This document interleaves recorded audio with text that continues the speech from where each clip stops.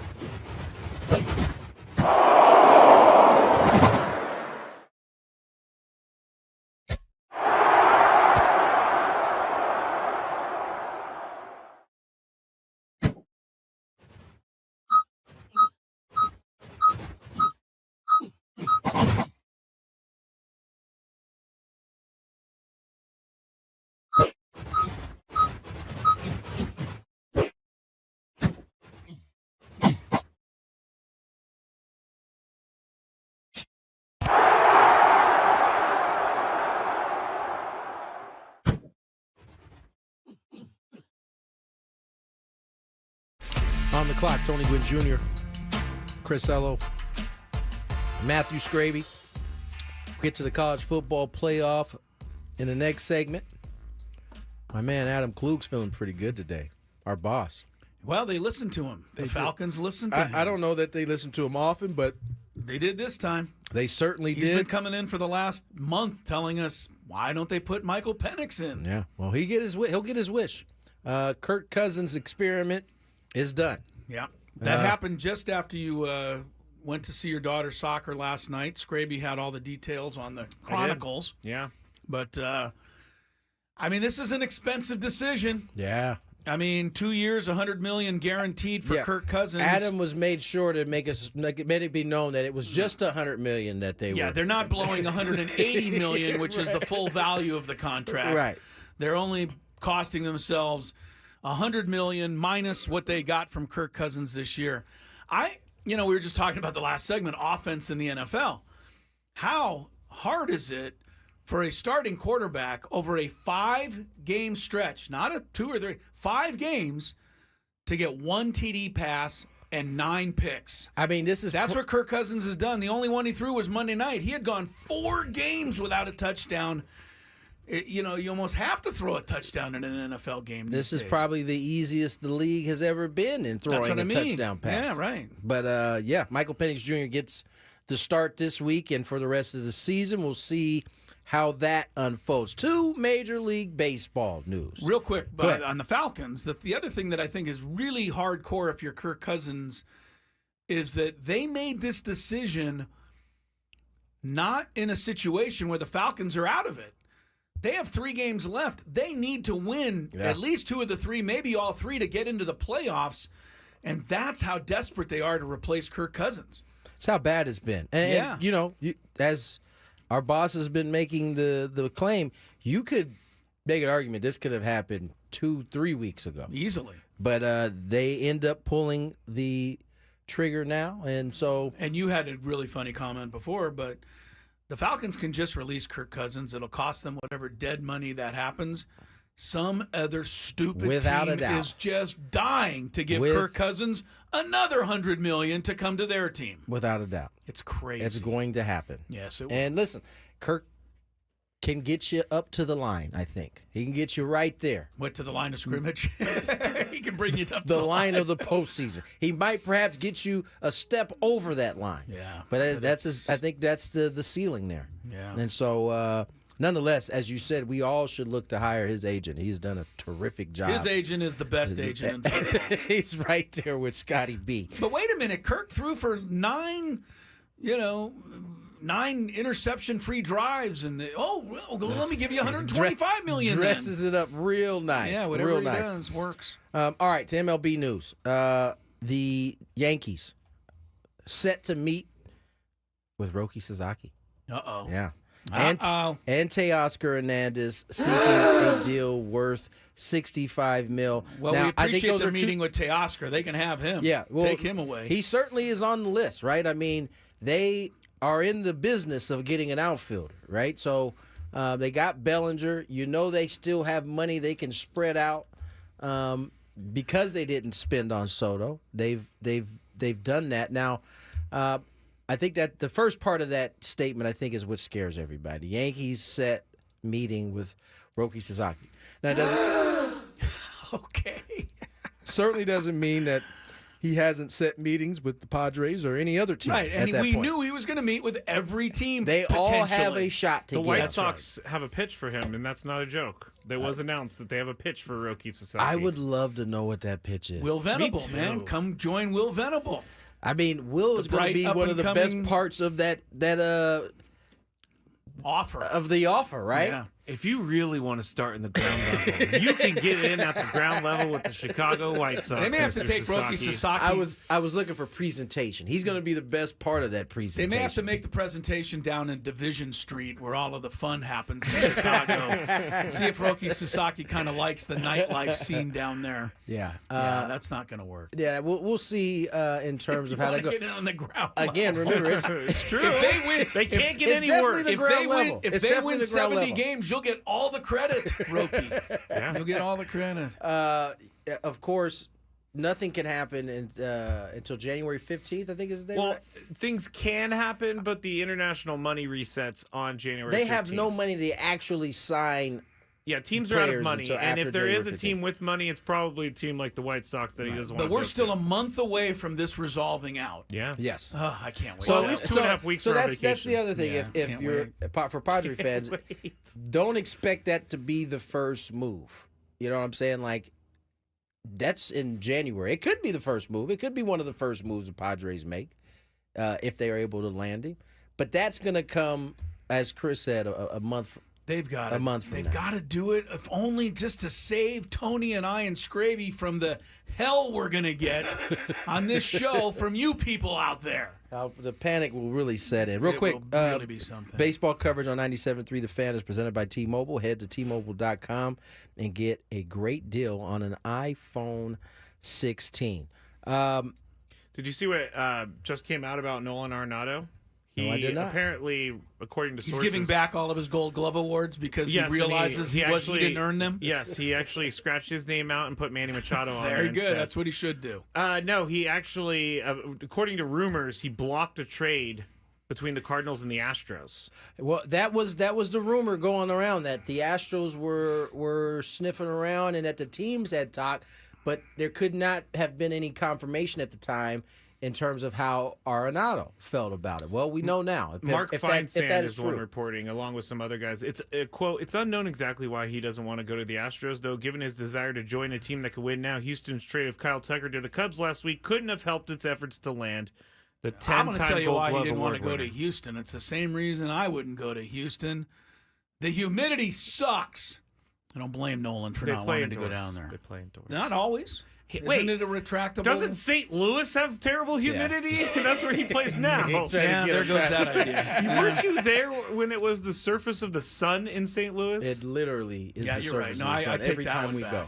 I take that one back. Yeah, no, St. Louis is competitive in the humidity I department. mean, with he's Houston. a Cali boy, so I mean that's He's probably going to be a Dodger, right? No, the Dodgers said they don't. they They're don't. they not don't have room interested. for him, right? Yeah, they're not interested. They said He probably wants to be back west. Is my guess. It's my guess. he's going to be a Giant. Halos. He's a giant. Huh? Well, I they got a guess- third baseman though over there. Well, Chapman said he would move over to shortstop if they signed someone like Hassan Kim, but I'm sure he would move over to shortstop. And I think they even played high school baseball together, Matt Chapman and Nolan Arenado. Is that right? I'm going to go check Let me this bring out. this up. Padres need somebody potentially to play first base, especially if they trade a Rise. Would Yeah. you have any interest in a broken down Nolan Arenado? I don't think he's broken down. I would You know, definitely be interested. Did you see his stats last year? They weren't too He played impressive. for a terrible team. Well, What which does that, doesn't what matter. does that have to- Yeah, he you're played right, with a you're lot right. of terrible teams with the Let's- Rockies, and he put up let's- some pretty good numbers. You're right. It doesn't matter. Let me double check that. 270, 216, 71. I still take that. 16 homers for Arenado. That's like less than half of his normal. That could just be a bad season. All right. So you're Anyway, I saying think- you'd go thumbs up on Arenado? If we are moving pieces and we Moving if we pieces? actually need a first baseman, this wouldn't be a bad one. I you don't say to necessarily bring think we need one at this point. But if Okay. they decide they need one, I would be open to in. know. You'd sign off on that. Yeah. All right. Good. Seems like a pleasant guy. He's only Wait till he listens to me on this Wait show till for a he while. has, Yeah, he won't be too pleasant When he anymore. comes on for Friar Friday, we're going to have Chris off. Yeah, hi. Yeah, hi. It's Nolan Arenado, our guest today. How you doing? How you Nolan? doing? Noli? Noli in his career. If he's gotten 600 plate appearances, he's getting 25 homers in most years, with the exception of 2 years of his career. All right. So I don't know. We'll see. okay. I don't think this is a real thing. I don't think the Padres are in on Arenado. Okay. But I wouldn't be mad at it if he was going to play first base. I will say that I can't tell if they were teammates, but they did go to the same high school, El Toro High School in Lake Forest, California. Chapman is how old, and how old is Arenado? I think do a they little, might have do a been. little more leg work here. Should be able to. I Look, went to the Arenado- roster. You know, it gets a little funny when you go back to 2011 in the internet because it gets they a little didn't really. It gets a little funny. Chapman is He's 33. 1993. Arenado's 91. So they could've may been- have been they've been in together, school at the but same time. they But were separate a little bit. There you have it. All right, let's slide away. Let's get to break. When we come back, it's time to get into some college football. The playoff starts Friday. Wow. We've been waiting on this college football playoff for quite some time. It's finally here. Chris, myself, Skraby will make our picks in the playoff. Mark, Ben and Wood.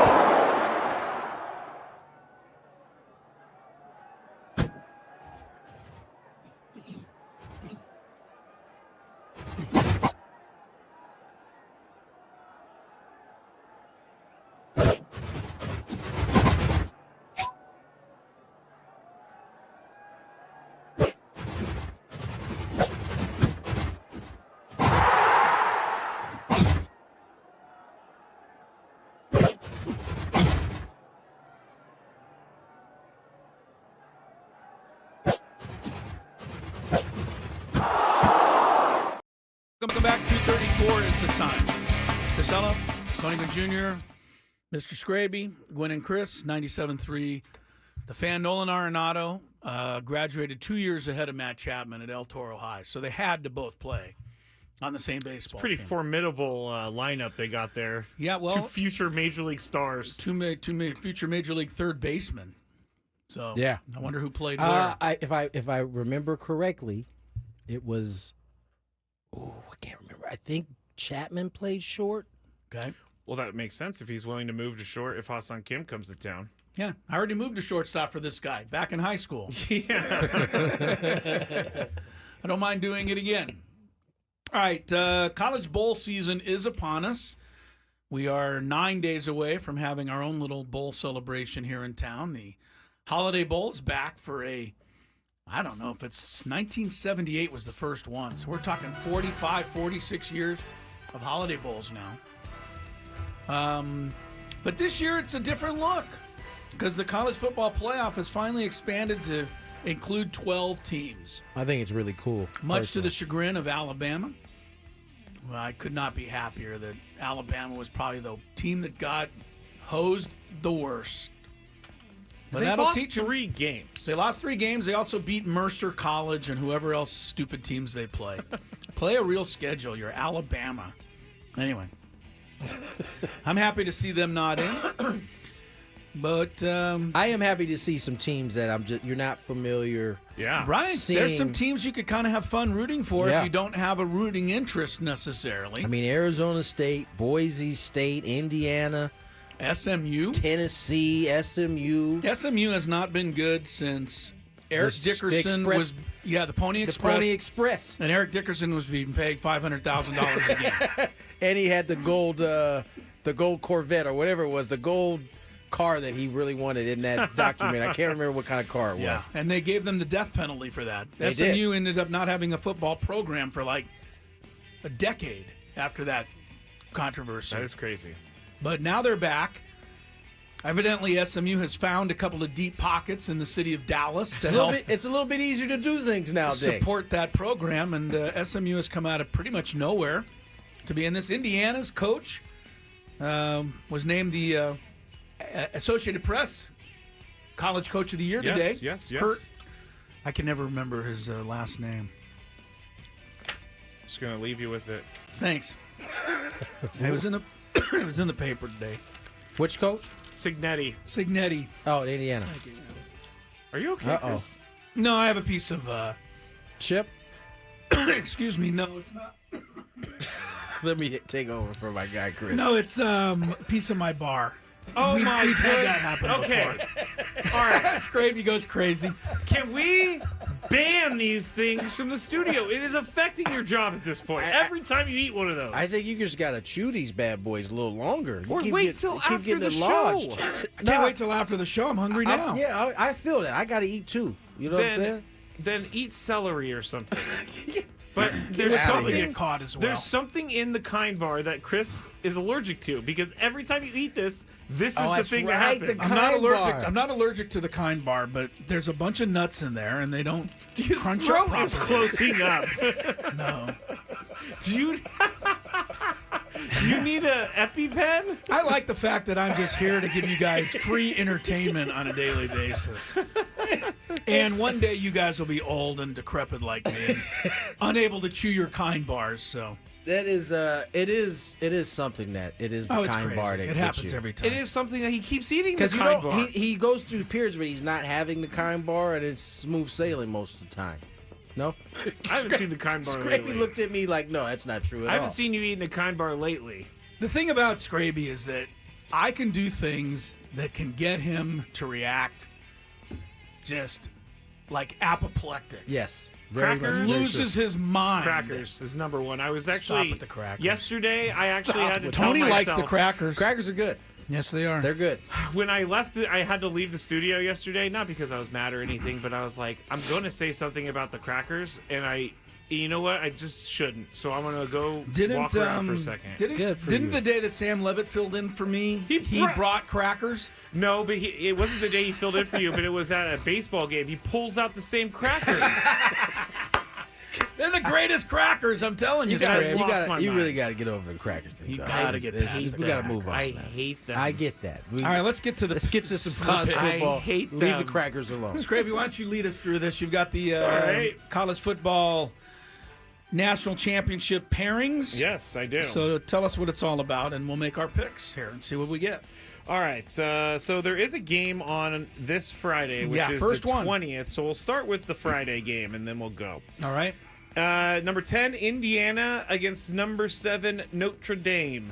This is in South Bend, Indiana. on the surface of this is really interesting to me in one regard. Notre Dame is Notre Dame, and they only play who they want to play. They're independent. They're independent. And I got to believe that the University of Indiana, I don't know this for sure, but I got to believe the University of Indiana, being in that state with Notre Dame, wouldn't mind playing Notre Dame once in a while. Be a nice rivalry. Notre Dame has never, that I recall, played Indiana. They play Purdue every year. So this might be one of those things where Indiana says, got a little chip on their shoulder. Got a little chip on their shoulder. You never wanted to play us, huh? Maybe we know why you never wanted to play us. So that could be a little factor here. Who's going to go first? I'll put you up, Chris. All right. Well, I'm looking at Indiana, and their season was incredible. The thing about Indiana was that everybody out there watched only one game, and that was the game they got beaten handily by Ohio State. Yeah. But what we didn't see was 42-13 UCLA, 56-7 Nebraska, 31-17 Washington. Michigan was a close game, but they beat them 20-15, and then they finished with Purdue 66 rock. Whoa, Spanked 66 rock. Yeah. Indiana, I thought, had a really good team, and I watched the Ohio State game. The first quarter and a half, they led 7-0.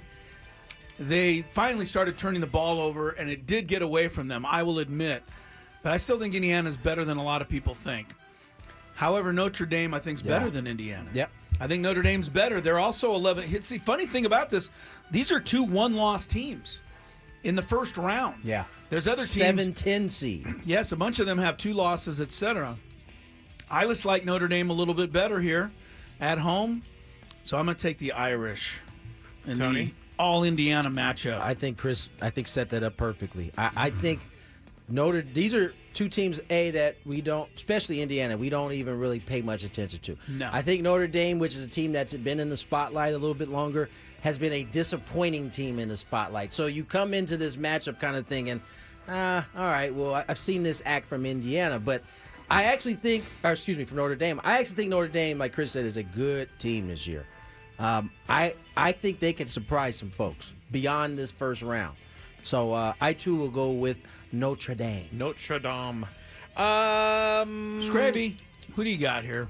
I think there's going to be at least one upset in these first 4 games. There's no doubt. There should be. I hope so. I kind of hope there is, honestly. And I believe Indiana is going to be that You team. think that's the one? Yes. Really? I believe what you said is correct. Indiana's coming in a little fired up. Notre Dame maybe a little bit too big for the britches? Yes, big for their britches. Okay. This may be a pick because my grandpa passed away earlier this year. He's a big Hoosier, so Well, that's fair enough. I want to see him do it for him. So Indiana. All right, next Indiana's game. got a good running game. They can control the clock a little bit and keep Notre Dame off the field. That would be their way to win. Next game would be SMU, the 11 seed, and then number 6 Penn State. Sorry, I read that weird. Number 11 SMU against number 6 Penn State. This is in State College at 9 a.m. on Saturday morning. Tony, All right. who's this one? It's SMU or Penn State? I think Penn State is soft. It's a soft 6. Charmin soft? I don't know if it's Charmin soft. That's break apart Oh, soft. hotel toilet paper soft? that ain't all that soft. So, I think I'm gonna go with SMU. Wow. I think they pull off the upset. I think the narrative continues on Wow. Penn State not being as good and playing a soft schedule all season long. I think it comes back to get them here in this SMU game. Interesting. I can't wait to get to Chris. So I'm going to go Penn State. Yeah, that's all I think got. that's the upset in this bad boy. You know where I'm Interesting. going here, Scrabe. You're going SMU. Yeah, I don't like Penn State. They don't beat anybody good. James Franklin. I mean, that's his on his resume. They don't 11-0 beat against lousy teams, lost to Ohio State, lost to Oregon. Last year, 10-0 against lousy teams, lost to Ohio State, Michigan, and their bowl game to Ole Miss. And that's Penn State's what they do almost every year. 2022, they won every game except Michigan and Ohio State. This is what Penn State does. That is a trend. Yeah. It's a big trend. Look at this investigation over here. I want to say sorry ahead of time to our good friend AJ Cassaville, who is a Penn State guy. He's a Nittany But Lion. he probably already knows this, though. He probably knows all that. I will say this, though. I did watch Penn State closely in the Oregon game because I thought they didn't belong on the field. And they proved me wrong in that regard. They belonged on the field. You know, their quarterback's pretty much a lot better than I thought he was. So, you know, it's not going to be easy, but I'm going to pull for the upset, SMU. You guys went SMU, I go Penn State. All right, next game is in Columbus, Ohio on Saturday at 5 p.m. The other game's first. Oh, well, if you're going to go in order. Well, okay, now I can go in order. I was just going in order on the sheet. But, That's not what you said. Clemson in Texas. It's going to be in Austin, Texas. This is Saturday at 1 p.m. I will start, and as much as I want Texas to go down the first round, I don't see it happening. I'm going to go Texas. Chris. I think everybody should be careful about how much they love Texas. Yeah. Georgia exposed them twice this year. And much like Penn State, Texas, Softy soft. they avoided every one of the good teams in the SEC. They just didn't play any of the big ones. And they beat everybody they were supposed to beat. Their best win of the year was at the beginning over Michigan, and that's what vaulted them in the ratings. But Michigan turned out to be a fugazi this year. Fugazi. So, yeah, I think you got to be careful with Texas, but I have to pick them over Clemson. I'm going to say this. I like Dabo Swinney. I think he is so underrated, and I'm a big fan of his ability to get his teams geeked up for the one big game of the year. Is that different? And he did it last year against SMU. Have you always liked Dabo? Not as much until he came out last year. And remember, he ripped apart the media in South Carolina. That's right. Because his team was that. 7-5, and he said, "So what? I'm 7-5. I've won the national championship like 8 years in a row, and you're going to try and get me fired." I think the guy I think the guy gets it. So I'm a fan of his. I'll take Texas. Tony? I'm tempted to take Clemson in this game. You have two upsets, huh? No, but I'm gonna stick with Texas. Sticking with it. I think they got enough to get by Clemson. Final game of Saturday in Columbus, Ohio at 5 p.m. our time. Ohio State and Tennessee. Chris, you're first. Yeah, I'm not a good guy to ask about this game. I mean, I'm just telling you in advance. You pick out there who you think's going to win or break it down because I can't pick Ryan Day. Sorry, I just can't. I'm all about Josh Heupel's a guy I kind of like. He's a fun-loving dude. You know, is that the same Josh Heupel that was at Oklahoma? Yeah, he's the coach of Tennessee. Yeah, he's pulled off some big wins. He beat Alabama this year. I think he's capable of winning this game. It's on the road, but I would love to see Ryan Day fail and then get fired.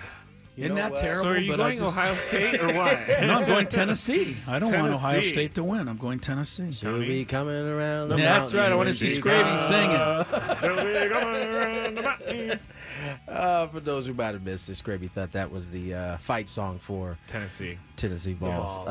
I'll take the Tennessee Vols. Wow. Yeah. Tony and I are the same here. I think that them playing against some really tough opponents and getting some victories, I think it's going to give us some confidence going into this game. This team already thinks they should beat Ohio State anyway. And here's my prediction. Tennessee wins. Mr. Day loses his job. They fire him. And Mike Vrabel takes over as the head coach. I've been hearing his name with the Raiders a lot. There are Ohio State fans who secretly want to lose this game so that Ryan Day can be ushered out for losing to Michigan so many times. Is Mike Vrabel from Ohio State? He went to the Ohio State. All right, that makes all the sense in the world. I know that's what Ohio State fans would want for sure. Not everybody. I mean, they should root for their own team to win, but They would. But if they lose, they're going to have that to fall back there are on. certain segments of Ohio State fans that are beyond furious that they've lost to Michigan. Beyond and that is furious. enough to That's get him right. up out of here. Yeah. All right, we got to speed up a little bit. So let's go to Who'd you pick? I didn't hear your pick. Oh, He Ohio took- State. he took- oh. So you and I, me and Tony are together in all 4, and you disagree with us on 3 of the 4. That is our show in a nutshell. We're just going to go down from the top now, guys. All right. All right, On quarterfinals. January 1st, the Chick-fil-A Peach Bowl, Texas against Arizona State. Or I have Texas against Arizona State. We all do. We Yes. all do, yeah. Who is it me? Go ahead. All right. Doesn't matter. I don't think Arizona State is going to hold their own. This is why Texas goes to the semis. I'm going to say Texas. Chris? Sarkisian scares me, and I really like the Arizona State coach. You remember they were picked last in the Big 12. Last. They also And have he won it. Do they have the player named Sam Levitt? Yeah, that's their quarterback. They also They also have a Heisman guy at running back who was in the top 4 or 5. Skeetaboo. Well, he or said he something. is the Heisman.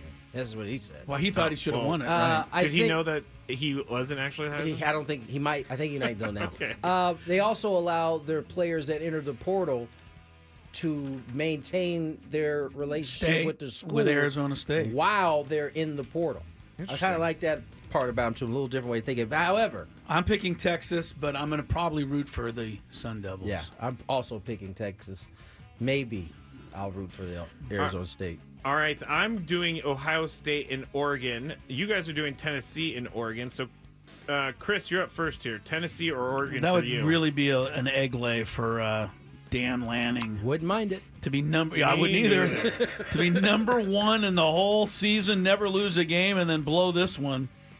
And their defense. It'd be great for the playoff too. Yeah, honestly, to I'd see love these teams get their defense. ousted. Their defense was shredded by Penn Swiss State. cheese. So we all want Oregon here? I'll Yes. take Oregon. All right. I have Penn State. You guys have SMU, but I'll go first. Penn State and Boise State. I think Boise State's a good enough team to take down Penn State here, so I'm going to choose them. Tony? My heart wants to pick Boise. You're going to take SMU? Yes. Wow. SMU, he says. This is the first time Tony and I disagree. I'll take the Broncos and Ashton Genty. Can't Ashton tackle them. Genty. Can't All right. tackle them Next game, Indiana and Georgia, the Sugar Bowl. for you. Yeah, you And guys we've have got Notre Notre Dame Dame and and Georgia, Georgia. which is probably a better game anyway. What? But I'll just go first real quick, Georgia. Chris? Irish. Wow. Sorry, Adam Klug. Wow. You're going Irish too? Fighting Irish, baby. Dang. Told you, I feel like they can make a run. We're getting a selfie outside the window, everybody. Pose. I'm going to tell you one more thing about. Georgia. For those fans who into watching that game, their quarterback is an interception waiting to happen. I don't think Well, he's going to not play. gonna play. I don't think Oh, he's he's gonna out? play. I Really, haven't for really that? seen an His- update, but he's it no looked good. bad. They haven't said I know anything, but it sounded like his elbow is. Oh, then I really feel better about Notre Dame. All right, sorry, guys. We got to move on. We both have Texas and Oregon. We all do. We all Tony do. has to go first this Tony, time. He hasn't gone who first wins in a that while. one? Texas. Texas to the finals. Oh, Chris? I'm going to stick with Oregon. Their offense is pretty electric, but I've seen great offenses lose before. I'll go with Oregon as well. Oregon. Boise State and Georgia in the Orange Bowl. Chris. I have Boise State and Notre Dame, and I'm picking Notre Dame to go to the Yeah, final. sorry. I keep saying mine. Yeah, that's okay. I got Notre Dame in the finals against Oregon. Okay. Fighting Irish again. You guys are crazy. And then the final game, Well, who'd you go with? Georgia. So the final game is Oregon for you guys. Oregon and Notre Dame. My final game is Oregon and Georgia. I will Give it go- to you after we come back. Tony's is actually Texas I and just Notre wanted Dame. to close it up. We'll yeah, just you're say it right. when You're we come actually back. right. You're actually right. Texas. Yeah, that is. We all have our final picks. You'll get our final picks on the other side. I'm somewhat organized over here. Yeah, somewhat.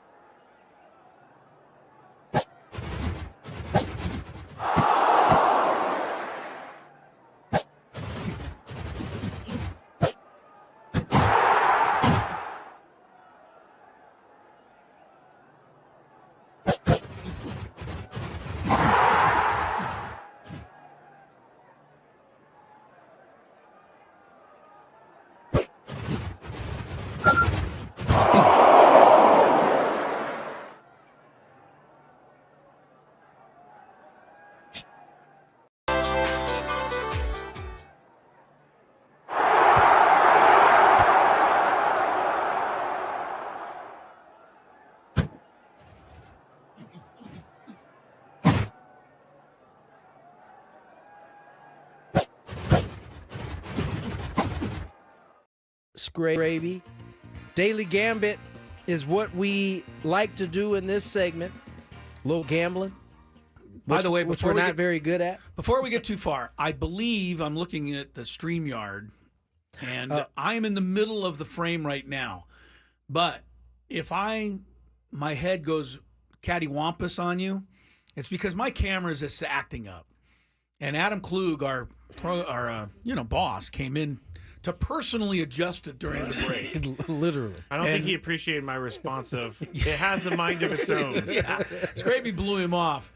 But I hope it'll stay. So we're working on it. Just don't move the rest of the show. Yes, as long as I don't move the rest of the day, we should be fine. Because it does always look like you're falling out of the screen. Yeah. It's like your forehead.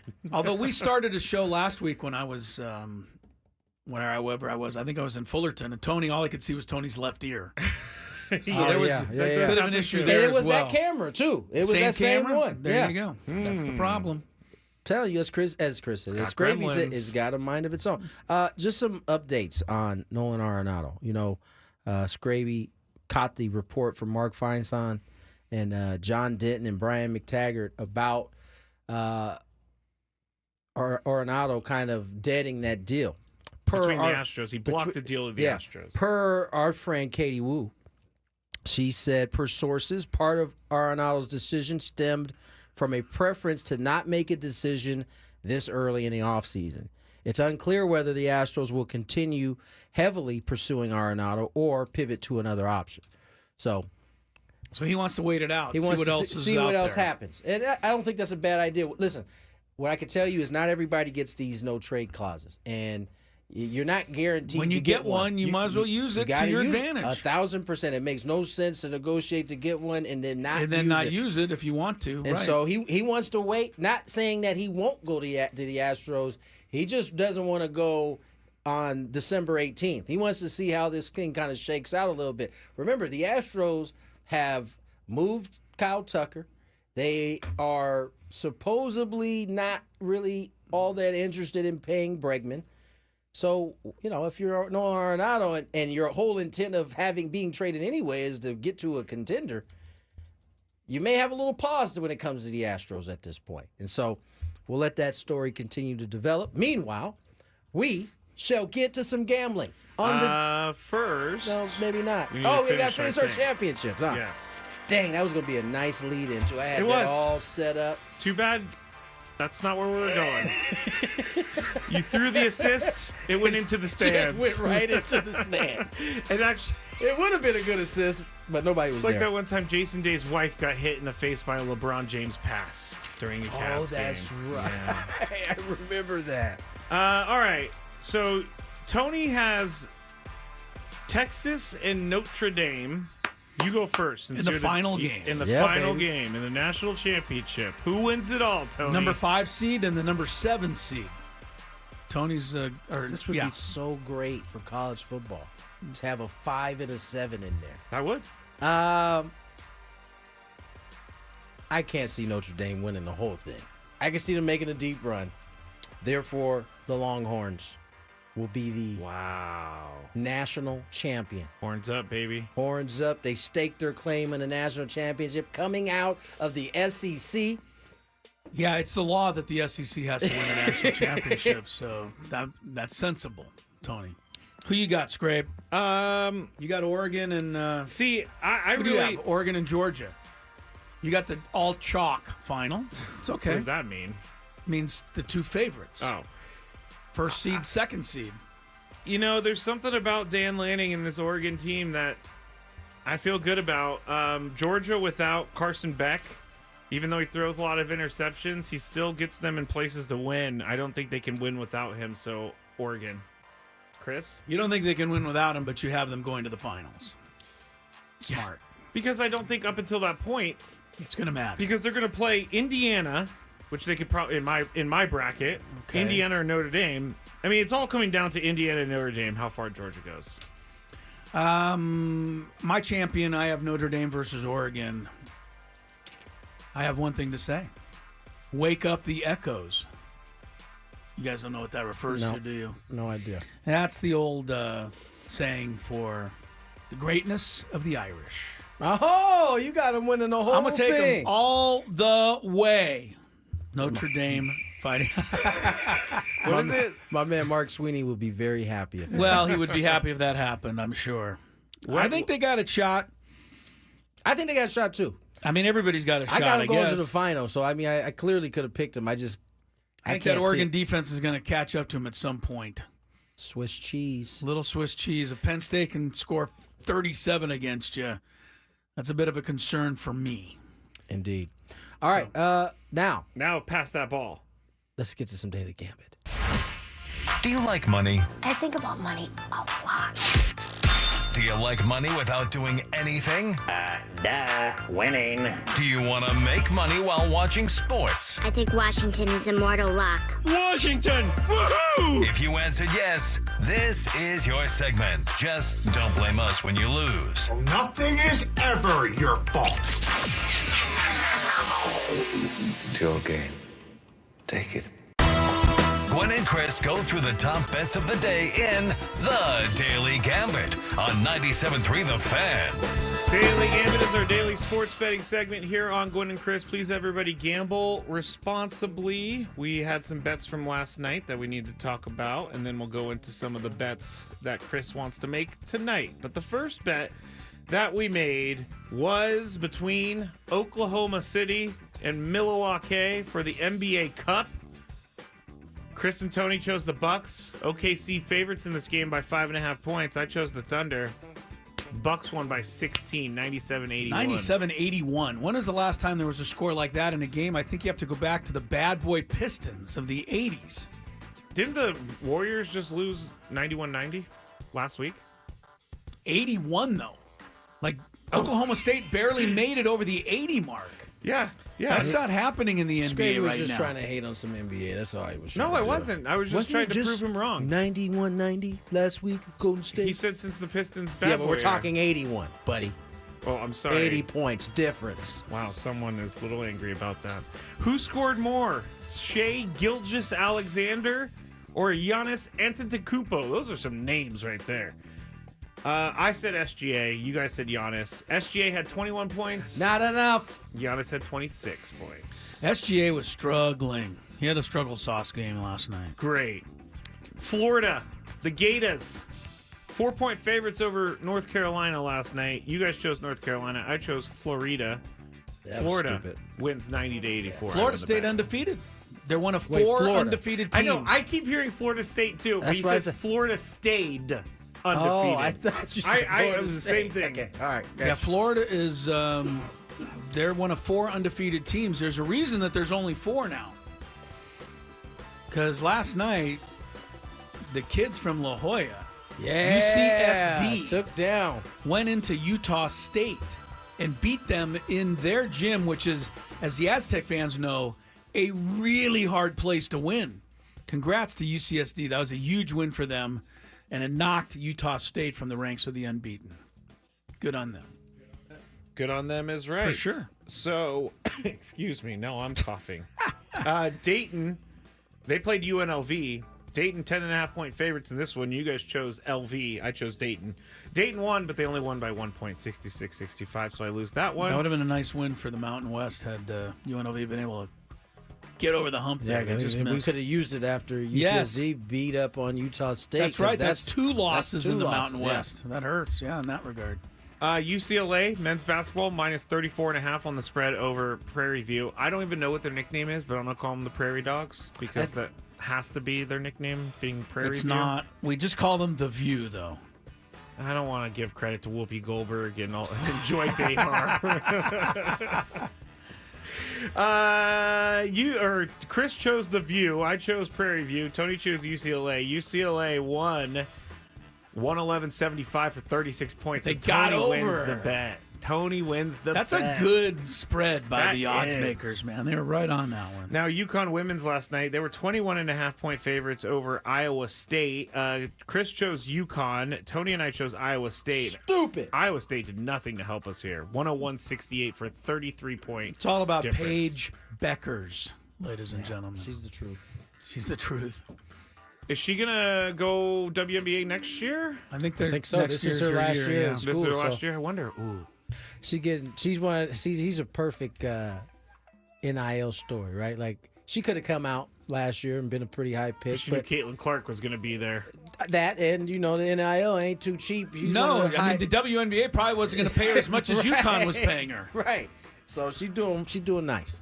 She's gonna be really good too in the league. Again, more good players are seemingly coming up to the WNBA. So good for They're women's basketball. They're in the Michael Jordan, Kobe Bryant, LeBron. Those have been the NBA's golden gooses. Yeah. Now the WNBA has a slate of them coming up behind one another, which will only help that league. All right, that's it for the bets, Chris. From last How did we night. do? What were the records? Do you have it I did pretty tallied good. up? Bucks 1-0, Giannis 2-0, 2-1, 2-1, 3-1, 3-1. 4-1. Yes, indeed. Tony 4-2. went 4-2, yeah. Tony's the winner last night. All right, here's what we got for today. First of all, no NBA games. The NBA had to take a vacation day. They got to after the- regroup. They after got to the regroup. NBA Cup final last night. It's a load management day for all of them, and they'll be back in action tomorrow. So no NBA. We do have college bowl games today. In fact, one's going on right now. James Madison leads Western Kentucky 7-0. In the Boca Raton Bowl. In the old Boca Raton Boca Bowl. Raton Yes, Bowl. sir. First quarter there. But later, Cal and UNLV meet up at SoFi Stadium. What's this one called? Man. It's the L.A. Bowl. Yeah. It's I the think Jimmy there's Kimmel LA Bowl. It was for a year the Jimmy Okay. Kimmel L.A. Bowl. It's not that this year. It's something other. Somebody else had some money to spend. Right. That they Somebody could get there? else's Gotcha. L.A. Bowl. UNLV is favored by 3.5. Now, the interesting thing about this game, UNLV is playing without a coach because he's already been hired at Purdue. And Cal's playing basically without a quarterback because their guy already went into the transfer portal and left. To fund this is just December so- transfer portal. This is so stupid, college football. Do you understand how dumb you seem? Like you are teaching people nothing by allowing them to leave whenever they want. Well, oh, wow. So who do you pick here? The team without a quarterback or the team without a coach? UNLV's favored by 3.5. We'll start with you. Skraby, let's start with you today. I'll go with Cal. You're going to go with the no quarterback. Yeah, I think no coach is a bigger deal. All right. Eh, Let's see. I think I'm gonna go. Rebels. Yeah, UNLV. That used to be one of the great chants when UNLV was dominating the college basketball landscape. Rebels. Oh, stop. I try to teach you stuff, and you don't like it. I'm taking the Rebels and giving the 3.5 points. On to college basketball we go. Our old friends Creighton are back in action tonight at Georgetown.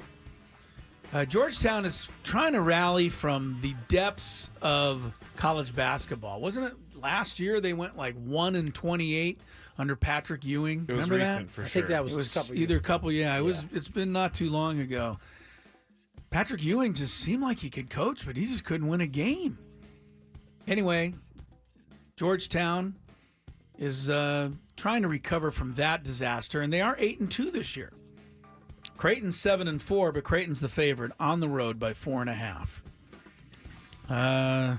Tony, believe in the Hoyas? The Hoya paranoia? I believe in the Hoyas, but I need Creighton to win to keep that Keep it good for the Aztec Aztecs. victory looking nice. I'll take Creighton as well. Scrape. G-Town. Hoya paranoia. They were the original bad boys of basketball. Was that before your time, Tony? Hoyas? Yeah, Ewing and with those guys, they used to Ewing just and beat Mourning, up teams. John right? Thompson used to order them to go out and beat up teams, and they did. They were People didn't like it. They were a mug. They mugged some folks. Okay. Everybody rooted against Georgetown for like 3 or 4 years there. I liked didn't pick them, up though. on. I mean, I knew of that team. My Georgetown Hoyas were when Or Allen Iverson Iverson got days. there. Yeah. Right. Alonzo Mourning. We got to speed it up a little bit. guys. Bradley. Oh yeah. Well, we got to go through at least 3 more minutes. I know. Sorry, I'm Bradley. Yeah, we aware. got to go to 3 minutes now. We have a new edict from above. Bradley's favored by 1.5 over the University of San Francisco. I was Oh, going to the say, Dons? who's Bradley? Bradley. They're favored? Bradley's favored over your Dons. You want to talk about a team that's playing a bunch of nobodies? The Dons are like 10-1, but they have played no one. Bradley's 8-2. The Braves, Bradley Braves. Hersey Hawkins went there, if anybody remembers that guy. I remember that name. Siakam. Bradley, the Dons are, you say what? 10-1? I know that they have a lot of wins. 9-2. 9-2, but they've played no one. Dons are 9-2. Braves are 8-2. My pick, going with you. No, on the road, forget it. Bradley. Home teams always win these games. Tony? Bradley. You I think you know where sticking I'm with going. with the Dons? We got a Big Ten matchup tonight between Washington and Washington State. That still doesn't sound right to me. Or actually, it's not a Big Ten because Washington State's not even in the Big Ten. Nope. They're in the Pac-10. Pac-2. They're in the Pac-2. Pac-2, yeah. Washington's favored by 3 here. Skraby. I'm going to go with... Huskies or Cougs? Because I have a Husky, I'll go with the Huskies. Oh, there's a good idea. I'll take the Huskies here. I don't really know too much about this game. Tony? I know nothing about the game, but I will also take the Huskies. We're all going Huskies. Gonzaga, after losing to UConn, comes home tonight for Nicholls State. Oh, good old Nicholls State. You know the Nicholls Staters. I didn't even know I didn't even know where to look, what conference to look them up in. So Are they Conference USA? No, they're not are that. they? No, Nicholls State. No, they're in one of those Metro American Mid Atlantic. Oh, it's Thibodeau, Louisiana. That type Yeah, I of- know where it's at. What league are they in? Now? I'm looking. I don't know where they are. You guys go and I'll look. 35-point spread here for the Zags. Give me the Zags. Tony They're says the Colonels, by the way. the Colonels. I like that's a word that should not be spelled the way it No, is. it's spelled Colonel. Yeah, I don't know how somebody came up with that idea. I'll take Gonzaga. Why not? Me too. All right. And one women's game tonight. Duke women 43.5 over Wofford. I love coming up with these colleges. I don't know where Wofford is. Scrape, got any background on the Wofford club? No. Okay. No, I don't. I'm going to go with Duke, though. You're going to go Duke minus 43.5. I'll take Wofford. It's a lot of points. I'll go Duke. All right, we're Cooper done. Flag. They're in the Southland Conference. Wofford. No. Nichols. Nickel State. Yeah. Nichols State. In the Southland? Oh, yeah, the Colonels. The Colonels. Oh, Wofford are the Terriers. And they're in the Southern Conference. Let's get to break before we get down this rabbit hole. Trying to figure out where further. Wofford is, but We gotta it might go, be in buddy. Missouri or something. More Gwynn and Chris on the other side. Here's some traffic. From the 97.3 The Fan.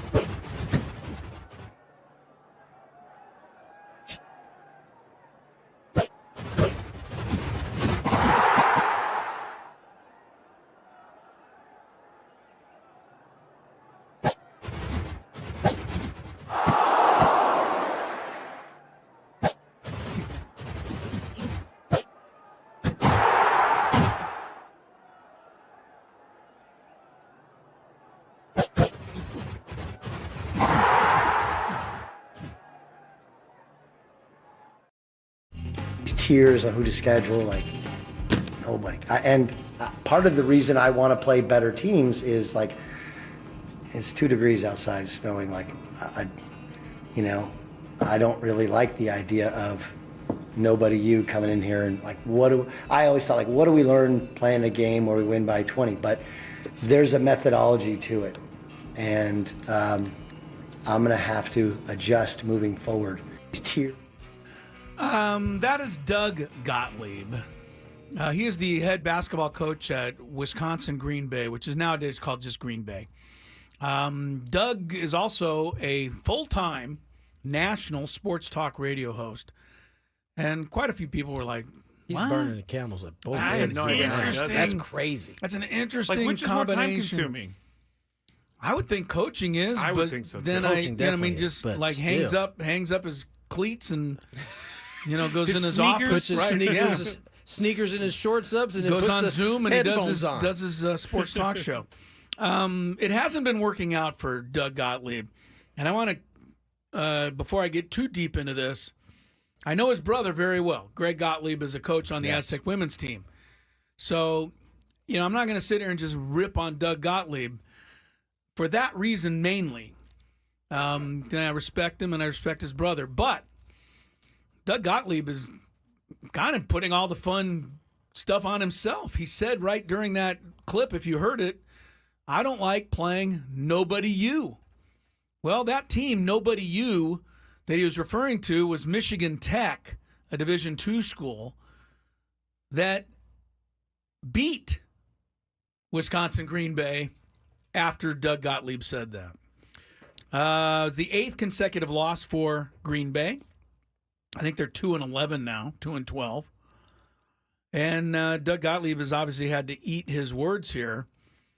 But he didn't really eat them, did he, Tony? He kind of fired back He did. on the criticism that he's starting to get for this one. He hopped on everybody's favorite platform when you need to get something off your chest. Yes.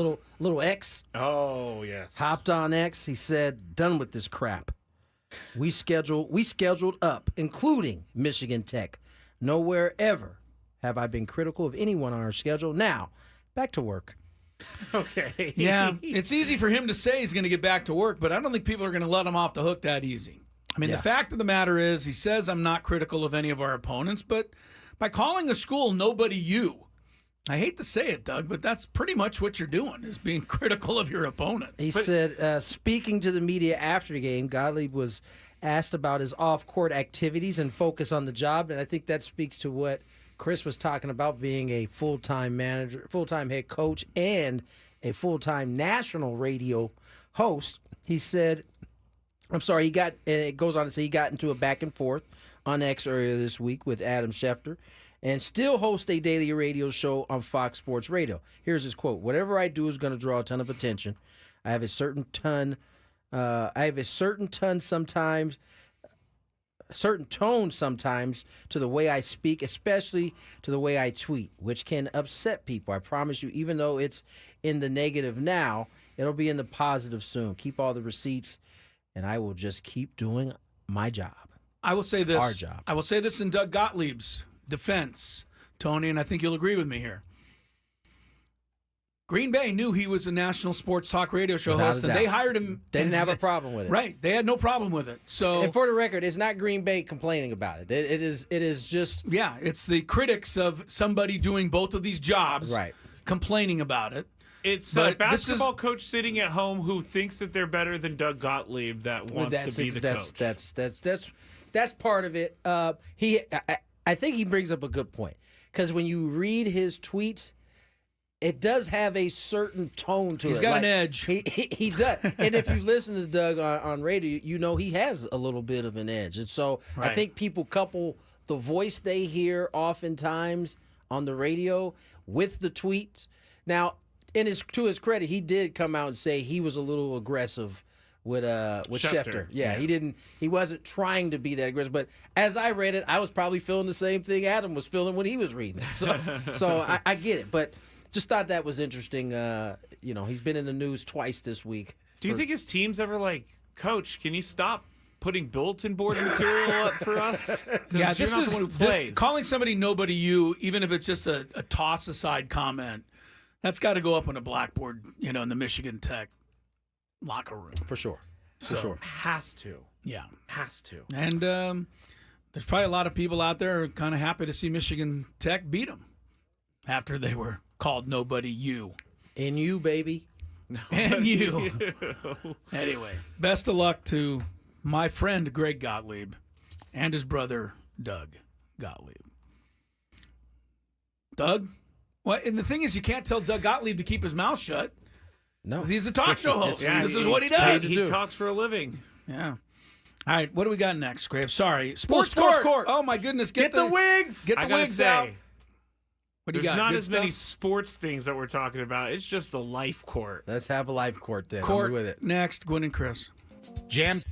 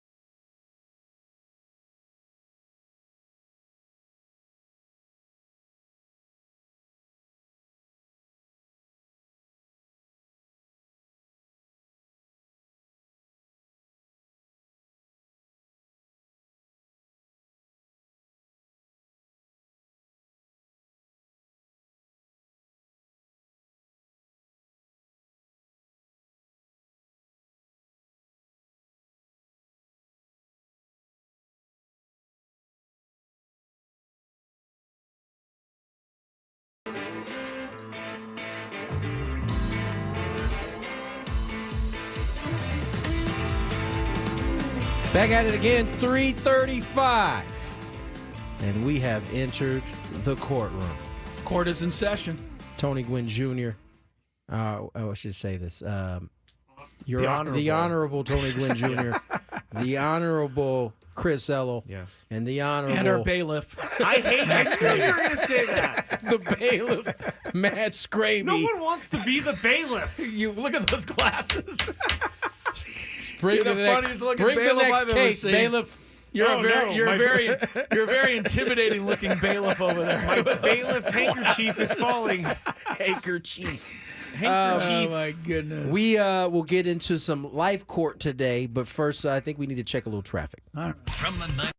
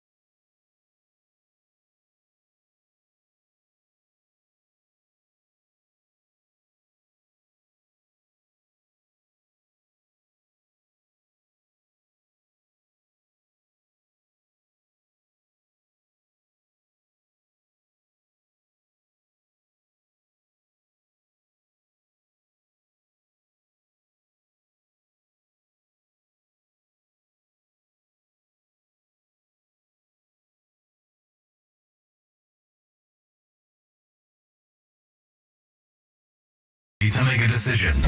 The guys have put on their robes and picked up their gavels. All rise. Here comes the judge. Gwynn and Chris Sports Court starts now on 97.3 The Fan. My bailiff chief keeps falling, guys, so I might get rid of it at some point, but you guys are looking real good in the wigs. If you have never seen Sports Court before, you need to go to YouTube, search 97.3 The Fan. You'll find our Gwynn and Chris broadcast, and you will see Tony and Chris in some beautiful judge wigs. Hey, look, when you're me and you actually have hair for 25 minutes, you take advantage of it. Hair for 25 Yeah, minutes. it's okay with me. Yes. I second that. Yeah, Tony seconds that notion. All right, let's get into it. We have 4 of them today, all of them coming from Reddit. Someone just walked by the window. I love it when people walk by the window. And they're look like, in what here. are you? Yes, exactly. What are you guys doing in there? This first one is sports. But first, if you love Mediterranean food, try Spiro's for authentic Mediterranean cuisine in Coronado or La Jolla. For dining or takeout options, visit spiroscuisine.com. That's what we, Tony and I both eat back in the chambers. In chambers. You eat That's right. Spiro's in the chambers? In chambers, Bailiff yes. Bailiff Skraby brings it to In us. chambers, yes. Nice we and appreciate hot. it. Nice piping hot. Thank you, Scrabes. Appreciate Better you. make sure I did. I would hope you didn't spit in my Hot food. Tua. My son is not a good football player. He plays high school football, but we all know he isn't going to the next level. For the last few years, he's a senior, they're telling me, there has been a teammate that is going to play college football, and he's been a pretty big bully to my son over the years. My son usually has to play against him in practice, so he gets beat down pretty good by a kid who is going to be playing college football. My son complains, but I just told him that he needs to pay him back on the field and hit him as hard as he could. And that's what he did. I guess this kid was coming over the middle, and my son laid him out in a full scrimmage portion of the practice. The head coach lost his mind on my son, asking whether or not he wants to win, because if he hurts their best player, they're not going to win. My son is very confused. Every hit he takes that is unnecessary is celebrated by the coaching staff, but when he makes a hit, a big hit, he is condemned for it. My son does it once, and the coach doesn't even look at him again. Chris, I want to talk to the coach, but I have held back. Is this on the coach, or is this on my son? It's on the coach. I'm going to give the son all the credit in the world if the story is being told. This is from Reddit, so I don't have accurately much and information outside with of that. all of the information that I am privy to. Good old Reddit story. Yes, of the information that has been brought to my attention in this courtroom, I think your son had every right to lay this guy out. I mean, this guy's been taking cheap shots, it sounds like, at the kid's son for some time now. Yeah. And that's how football, look, you go over the middle, even in practice, sorry. Well, I mean, was the kid wearing a red jersey? Like, don't hit him? He didn't say anything. Yeah, I mean, I'm assuming he wasn't. They usually put a red jersey on the quarterback, right? Yeah, Don't hit him, but I'm going to have to say the coach is going to have to be hang with him here, and I think the parents should try to explain the story. If that's the true story, I think he's well within his rights to do it. Side note, in high school, I sacked KOC, Kevin O'Connell, head coach of the Vikings, and I sacked him as a practice squad member, and the coach got so mad at me because I wasn't supposed to take him to the ground, and I did. Well, yeah, you just got him thuddy. Yeah, I didn't mean to take him. I was so excited, though, to sack him that I just brought him to the ground. He just sacked him. Tony, Yes. Is this on the coach or is this on this person's son? It's definitely on the coach. If you're a head coach and you are fostering an environment where, guys are getting hit and you are celebrating it. Yeah, he's not looking out for your son. You can't. First of all, it's not a good look to the rest of your team if you are all of a sudden the guy who seemingly seems to be lower on the totem pole than said player comes up with a hit. You guys should be applauding it all the same way. Yeah. And so, this is a no-brainer case. This is on the coach needing to have some consistency in what he's teaching here. I remember being on the practice squad in my freshman high school season. And Spent a lot of time on that squad. Right. This is why it was my only year. But one of the things I had to do was hold the, what is the big pad? Oh, yeah. The blocking dummies blocking thing. dummy. Right. So I was hold that and pretend I was the middle linebacker. Okay. While they ran a sweep play to the right. And our 6'5", 300-pound tight end's job was to come over the middle and lay me out. Oh, not the dummy. Lay the dummy out. I mean, block the dummy. That was his job. Well, the guys just kept knocking me knee deep into the turf. And you have no chance because you're standing still. Right, I'm and he's holding this moving. thing. I can't even barely brace I know myself. what you're saying. I've been there. Can you see Chris just getting pummeled? Oh, over decleated. and over? Chris, why don't you stay on your feet? No, but it's the same thing. The coach was like applauding the tight end. That's the way you hit. I'm like, what? Get me out of this thing. Sign me up for ballet. I'm not doing this anymore. We used to have a coach my JV year, and he played for the Packers, so he was very serious. And he would stand, and he would be like the chip blocker, and we would have to go around the chip blocker. But he wouldn't chip us. He would just NFL push us out of the way, and we would fall. And he'd be like, "Can't be falling during the game." I'm like, "Well, you're an NFL player. How am I supposed to get around the corner?" That is too funny. Yeah, football was the wrong sport for me, man. I found out right away. I loved it. All right, next one. I have a major issue, and I don't know what to do. My husband was laid off from his job in May, and it's been rough. Between the depression and embarrassment, Now, my you husband... wasn't lying with these life. No, this one's life. ones, man. My husband has been a very down person lately. I've done my best to be patient with him, but there's one thing I can't stand now that we are nearly 7 months out from the layoff, and now all he does all day is obsess over sports. He's not betting, thankfully, that you know of. But when I get home from work, some of the things he's supposed to take care of have not been taken care of. Again, trying really hard to be patient, but my patience is wearing thin. If I walk in one more time and see him watching sports and dishes are in the sink, I may lose it. Tony, how do I get my husband to realize he can't watch sports all day while he's unemployed?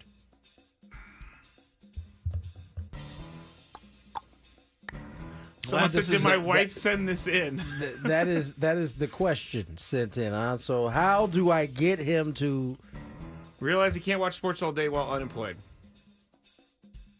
How old is my man? Do we have an age? It doesn't say, but they're married. I would hope that at this point in his life that he gotta recognizes some of the writing on the wall. I'm pretty sure if we're getting this letter, it went to Reddit. Oh, if Reddit went to this letter, she probably has made this somewhat known in her own way. Yeah. How do you get him to realize? I don't know that you can, other than leave those dishes in the sink. Just let them pile up. Let them pile up. He's there all day. He's going to need a dish at some point. And if he's willing to wash just one dish for himself, then you got him at that point. That's true. So let them dishes stack up. Maybe, don't bring some food home from work after you come home. Oh, I'm sorry. Were you hungry? The dishes. I had to come home and thought about the dishes. So, Couldn't bring any food. So what you're saying is nothing can be done? I'm saying you're going to have to keep raising the temperature on getting his attention that these things need to be done. Listen, I get probably a little depression there setting in, right? Got laid off. 7 months now. I would hope he's looking for one That's during when the you 7 need months. to break out of you get 6 months. I'll give you 6 months, but you need to break out of it after 6 months. No, I think she's going to have to turn up the dial. She's going to have to do something that my wife Elise or Chris's wife Lori would do if it was one of us. You got to turn up the dial. Diesel says divorce and take half. I see. I'm trying not to go that route immediately. I think that's a last Take resort half thing. of what? The guy didn't have a job. He doesn't. Good She's point. taking half of her own stuff. Take half of the dishes that are in the sink. Chris, how do you do this? How do you get? Well, because my wife would have me, would be screaming bloody murder at me to clean the dishes, I'm going to rule in favor of the husband here. Whoa. What? If you don't like the fact that the dishes aren't done, do what I do at home. Do them yourself. And shut up and let the but guy she's watch at a little work. sports. He's not at work. I don't care. He doesn't have a job. She has a job. My wife is a put the dishes in the sinker. She is not a wash them and put them away in the dishwashing machiner. So I have two choices. Either let them pile up or complain, which doesn't work, or just clean them myself and get them out of my way. That's what I do. Stop complaining. I think the depression is real. Yeah, it is. I think It you ought to is. actually sit down and ask him if maybe it's time to, I don't know, seek professional help, but at least get to the point where you're, being a productive member of the society. So I think you ought to have a little more understanding for your husband. A little more grace. A little more grace here. I'm sorry. Do a couple of dishes until the guy gets a job. Now, if he's still not doing his chores after he's, back feeling good, then you can scream at him. See, That's Chris, my thing. The Honorable Chris Ello has far more patience than I do. You know what I'm saying? Me like, too. The gavel. He's had 7 months at this point. Chris says he needs a little bit more time. So I don't know that he needs more time, but he needs you to go say what in the hell's What are going we on? doing? What are we yeah, doing? what are we doing? I mean, if you're going to stay depressed forever, then we got to get some help It's here. a much more mature way about going about it than I was. I was like, keep doing things that get his attention. Chris was like, just say it. Hey, what's going on? I can tell you that doesn't work. I told my wife, please stop leaving your shoes in the living room area instead of taking them upstairs. Are with you you at the end tripping of on the shoes when you're in the living room? That's the point. Either I move them or I trip on them Right. because she doesn't take them upstairs. And as I joke with her, kindly joking, by the end of the week I can tell every pair of shoes she's worn because they're all in the front room.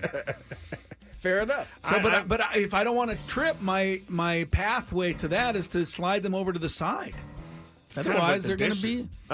Yeah. I just want to say, because the chat is saying that depression is real, and we're not saying anything about depression not being real. We understand that this depression is real. This guy but sounds like he he's has depressed. some depression. He sits all day and watches ESPN or the Ocho or whatever he does. She needs to help him out of this.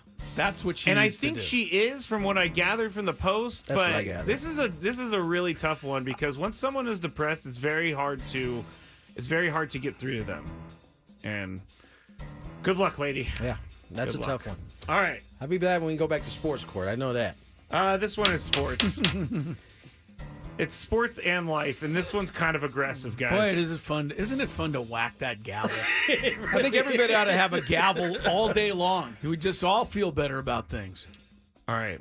I'm just going to... This is part of the letter. I'm just going to say... Wait, these are all from Reddit, right? Yes. Yeah, okay, this makes sense. My kid is fat. I don't say that to him, but he's gaining more and more weight, and at the age of 13, I've tried to get him into sports just to get exercise. First baseball practice he went to included sprints, to which he fell over and said his lungs were on fire and he thought something was wrong. I wanted to say, that's because you're running for the first time in your life, but I didn't say that. He wants to quit. I can't let him quit. Chris, should I tell him he needs to play because he's fat? No.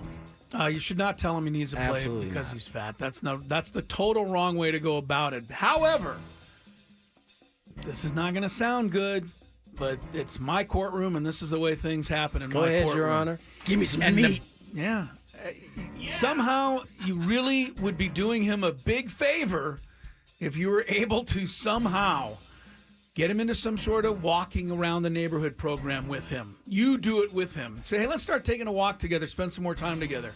And how about you look at yourself and take a look at some of the food you're serving in your house. Thank you. He's not probably getting fat because he's in there himself making hamburgers. Right. It's probably because that's what you're serving him.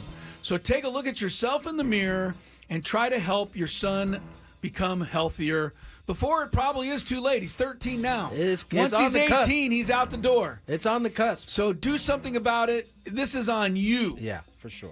I didn't even think about that. Good I response, Chris. am not thrilled about this dude calling his son fat, even if it wasn't a. What about when his son fell over and said his lungs are on fire? That was funny. That was kind of funny. But I still don't want to hear you calling your son fat. I wanted to say that's because you're running for the first time in your life. That's a real Yes, and here, by the way, here's your afternoon snack. Right. Ho-hos and zingers. So this is your problem. I'm glad that you brought that up because at the age of 13, I am positive this kid is not buying the groceries. Darn nor right. does he have money to go out and eat all the time, unless, of course, you're giving it to him. Unless you're giving him money and telling him to eat crap Whatever when he's he out. wants, right. Yeah. So you're really responsible for a lot of this, ma'am. This is 1,000% on mom and dad. Yeah. I don't know what their living situation is, but clearly if you are expressing that your 13-year-old son is lovable, then it's your fault. If he's festively plump. He is clearly eating whatever you're buying. So I would love to know what your grocery list looks like whenever you go. As a kid who was teased for being like a Pillsbury Doughboy when I was little, Lovable. The fat thing, I have such a body dysmorphia complex because of all the kids that called me fat when I wasn't even fat. Right. And so my entire life it's followed me around. You got to be very careful with this kid. Absolutely. Very That's a careful. very strong word. Fat is a strong, It's a strong word, especially in today society. But then down the road, like 6 years down the road, be like, are your lungs on fire? All right, final one. I know a person who is a good person, but they do one thing over text that I don't know why they do it. Whenever they send a text message, they always end it with a blushy emoji. All right, that's me. You're talking about me. You're writing your own Reddit about me. I have told this person a blushy emoji means romantic feelings, but this person still sends it. I don't even think this person has smiled or blushed in their life. I don't know that blushy. Oh, go ahead. How do I let this person know they need to stop including the blushy face emoji? First of all, I don't know that blushy face emoji is necessarily romantic. I always take it as aw, like I like those romantic feels. No, it doesn't have to be romantic feels, but I can get the aw part. Now listen, I for one have been told by my number of friends that I am guilty of using exclamation marks when I shouldn't use them. Me too. So, you fall into a pattern, a rhythm of using certain emojis. It just happens. It just happens. It's the first one on the list. But it is funny because Chris does use the blushy emoji pretty much every text. It'll be like, I'll be there at 2 p.m. Blushy face emoji. Yeah, I'll be there at 2 p.m. I love you, Skraby.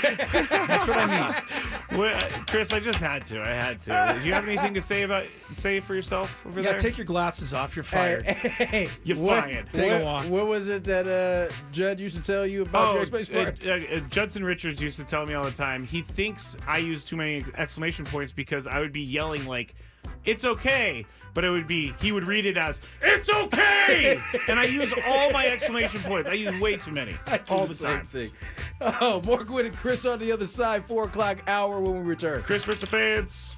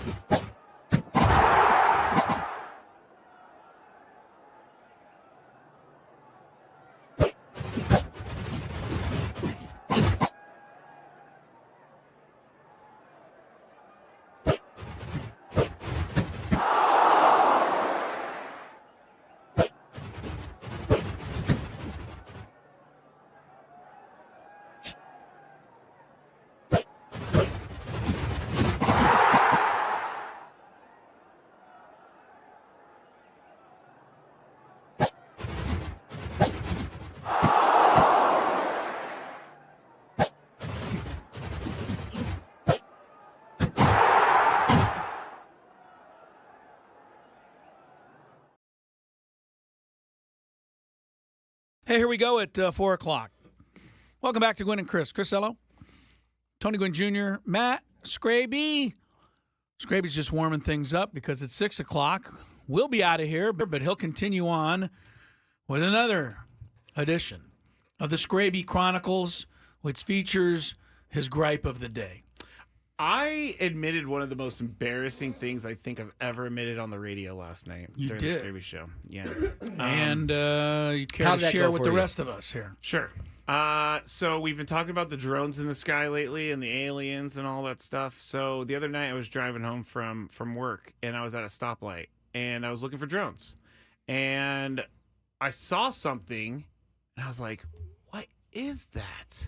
Is that a drone or is that a plane? I was waiting for the strobe light. Strobe light didn't happen. So then I went to my app where you could see what planes are flying around you to see if there was a plane in the area. Looked at my app, plane wasn't in the area. So I got a little excited that this was a drone.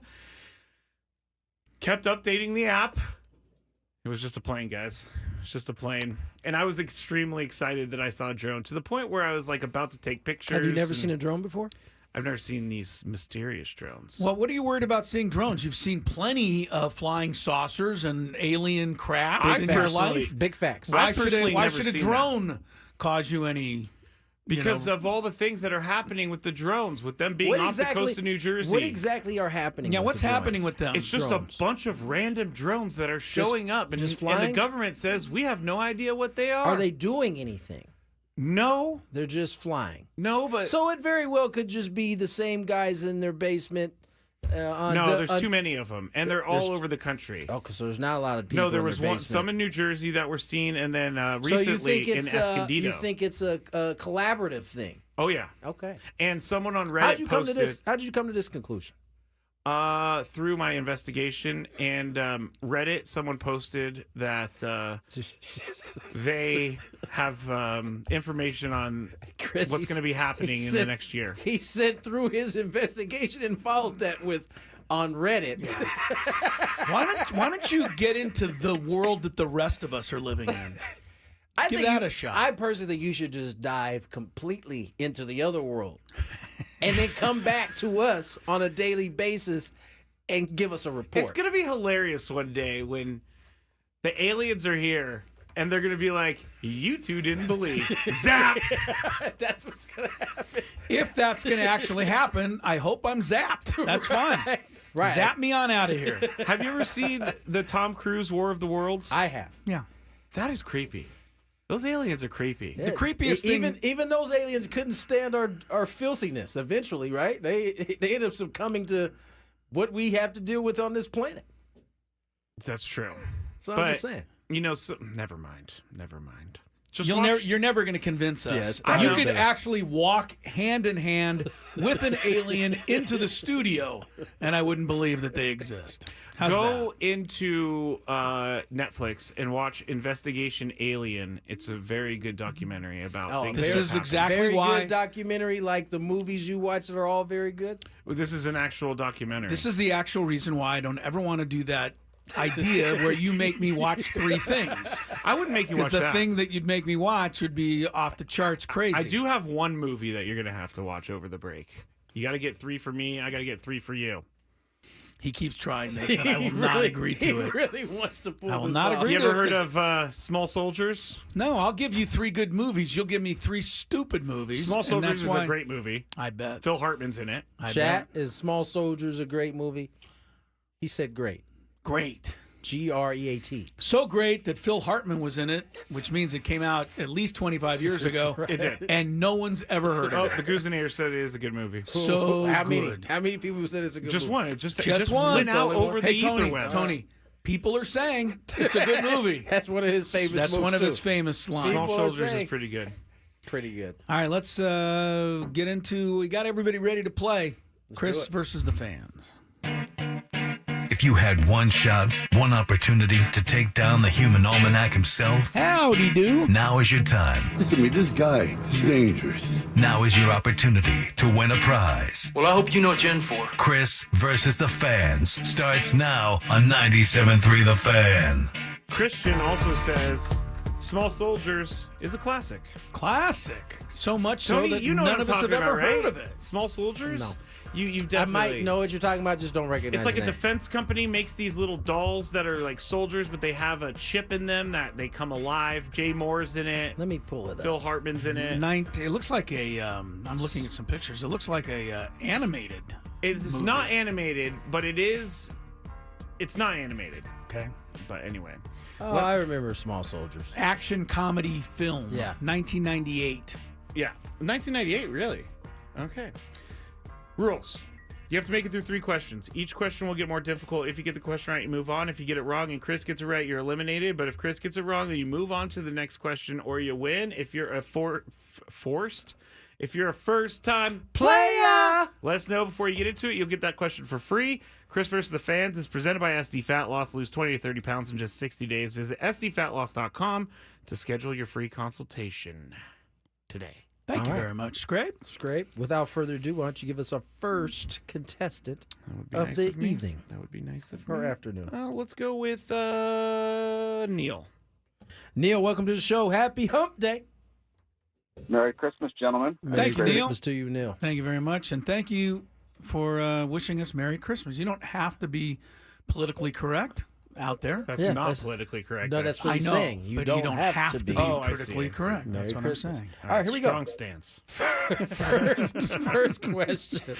I never found Merry Christmas to be offensive to anyone, Yeah. but for some reason over the years it has become somehow offensive.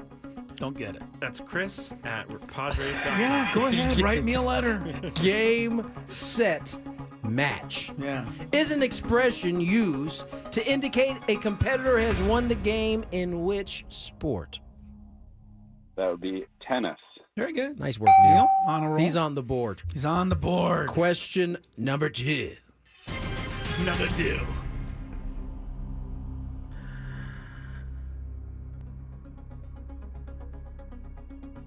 Which NFL team has the most Hall of Fame inductees? I like it. I like it. Ooh. Let's see. That'd be an old team. I'm gonna go with the. You need an answer? I'm gonna say the Green Bay Packers. Oh, he said the Packers. Green got it in. Bay got it in. It's incorrect. It's incorrect. You don't want to hit Stay it there. again? You know I love the buzzer. Yeah, I know you do. Chris? I'm, Stay there, I Neil. could be wrong. I'm going to say the Bears. But before you tell me if I'm right, I think this was a case where Neil would have been better off not answering. Yes. Because I was down between the Bears and the Packers, and when the Packers was wrong, that led me to the Bears. But I could be still incorrect. I'll go Bears. You're not. It is correct. Sorry, Yeah. Neil. 39 players. Really? Yeah, wow, that's I a wouldn't have lot. said that many. That's a lot. That's a lot. They even have, they just had Devin Hester go in last year. Yeah, I went to 39. Number 39. Good math, Tony. Good math. All right, let's go to our next contestant, Craig. What's up, Craig? Hello. Hey, fellas, what's happening? How are Not too much. Good luck, Craig. Thanks. you? Question number 1. Ha! It's a good year. 2012, Magic Johnson became part owner of which Major League Baseball team?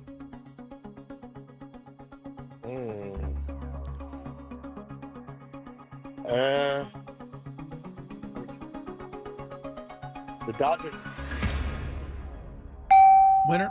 Winner. It's the only negative I can think of about Magic Johnson, by the way. I tell you what, it wasn't a negative for those of us who were on that Dodger team because Oh, true. things You got to changed meet him. You got to hang overnight. out. Yeah. I So know. Overnight? It's the first time I Yeah. could actually say I felt what a ownership change could do for an organization. Wow. It felt right in the locker room, all the way down to the locker room. I mean, I'm telling you. Yeah. From a court's time to when Magic and that group took over, it was like night and day. I've told anybody who'll ever listen, Magic Johnson's one of the great guys ever. Yeah. Tony went from Just Twinkies to lobster overnight. Hey, for real. We went from like In-N-Out Burger, which I love, to like full on Real food. Porterhouse food. steaks, which you loved. All right, here we go. Question number 2. Way to go, Magic. What year did the Olympic Games in Tokyo take place? Good one.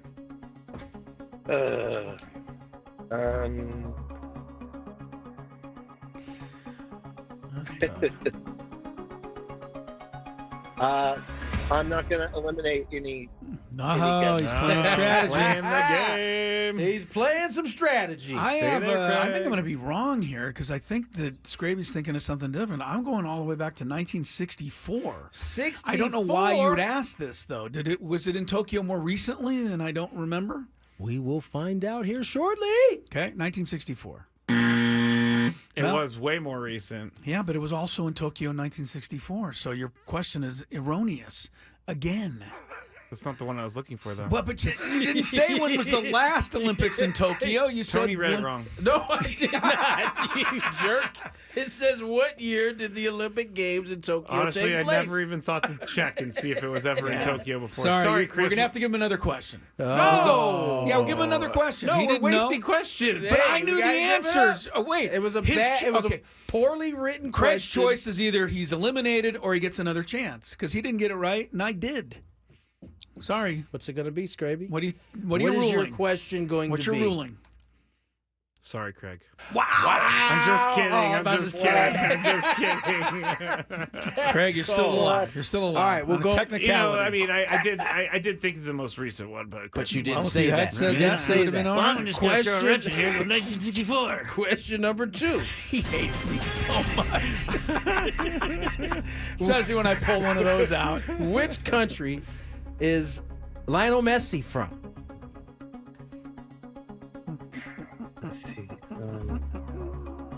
Argentina. Hey, you got it. Nice He is job. indeed. Well done. Nice job. Question number 3.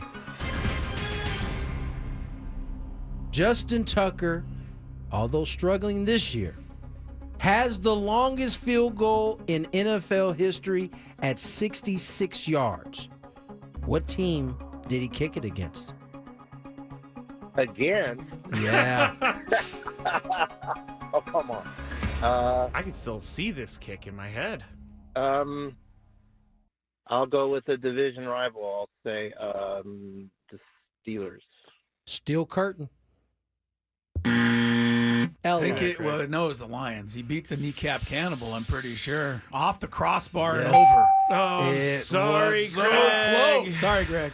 Or Craig. Sorry, Greg. We move to the next contestant. Let's go to. All right, Brandon has called enough times to be. Warrant He's being let in. opportunity. Thanks. Brandon, Boy, welcome Brandon, to the I'm telling show. you. Wait. If you want me to just hit him over the head for you, I will. Just be happy stay. to do it. Way to stand. Keep at it there, Get Brandon. away, Brandon. Brandon keeps at it. What up, guys? What Merry up? Christmas and Happy New Year. Merry Thanks. Christmas. thank See, you. what a Thank good you. guy he Thank is. you. He's very pleasant. He's polite. I would have preferred Much happy different than holidays. the way being you a are. jerk. I would have preferred happy holidays, but Oh, God. Here we go. Question number 1. Who is the number 1 seed in the college football playoff? The Oregon Ducks. The Quacks. The Quacks are indeed number 1. Question number 2. In which city is the Australian Open held? Melbourne. One of Wow. my favorite country cities. Excuse me. Melbourne. You should let Brandon in Yes. more often. He wins the game. That means I don't win. Well, he ain't won yet. We got true. one more question. True that. Go, Brad. There's no way Chris knows the second one. Whoa. Okay. All right, well, we'll go with it then, because he definitely knows the first one. I can tell you that. What is scuba in scuba diving an acronym of?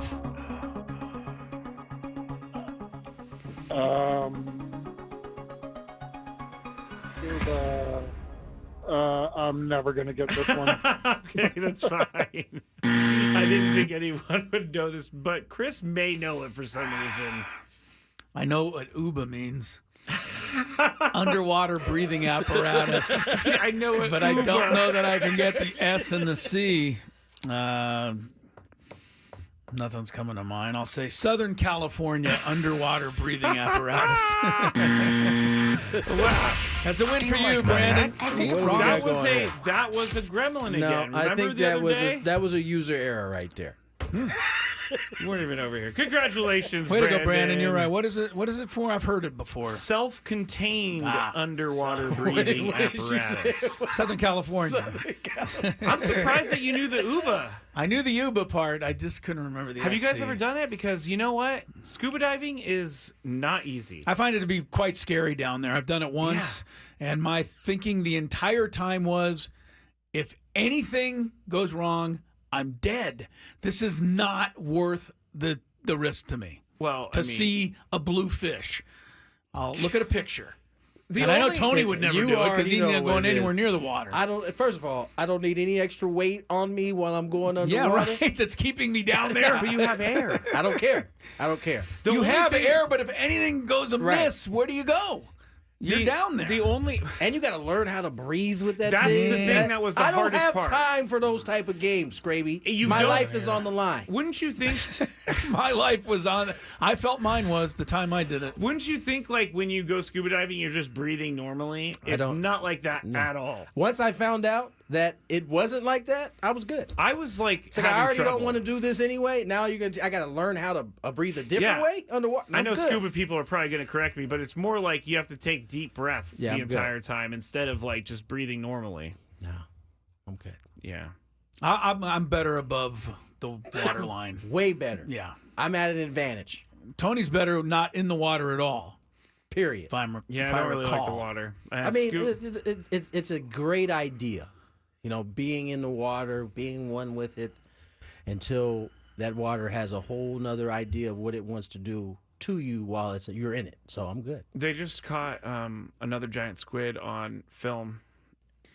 I think terrific. I'll sign on to YouTube and I'll look at the picture. Look at it. I mean, the beautiful thing about today is they got these great underwater There's cameras. other people that'd be more than happy to go down and show me everything I'm missing. They take me to the world that I'll never go to. There's a fear and there's a name for it, but I have a fear of open water. Yeah. It's I think not it's a healthy my favorite. Fear. It's not my favorite. Like thinking about knowing that there's something down there. Ugh. I know there's people that go surfing every day. We don't belong. No. We don't belong. I'll get in a pool, but not an ocean. Ding. All right, congratulations, Brandon. Well done. I'll try to remember the self-contained part next time. When we come back after traffic, Alabama missed the college football playoff. They're not taking it lying down.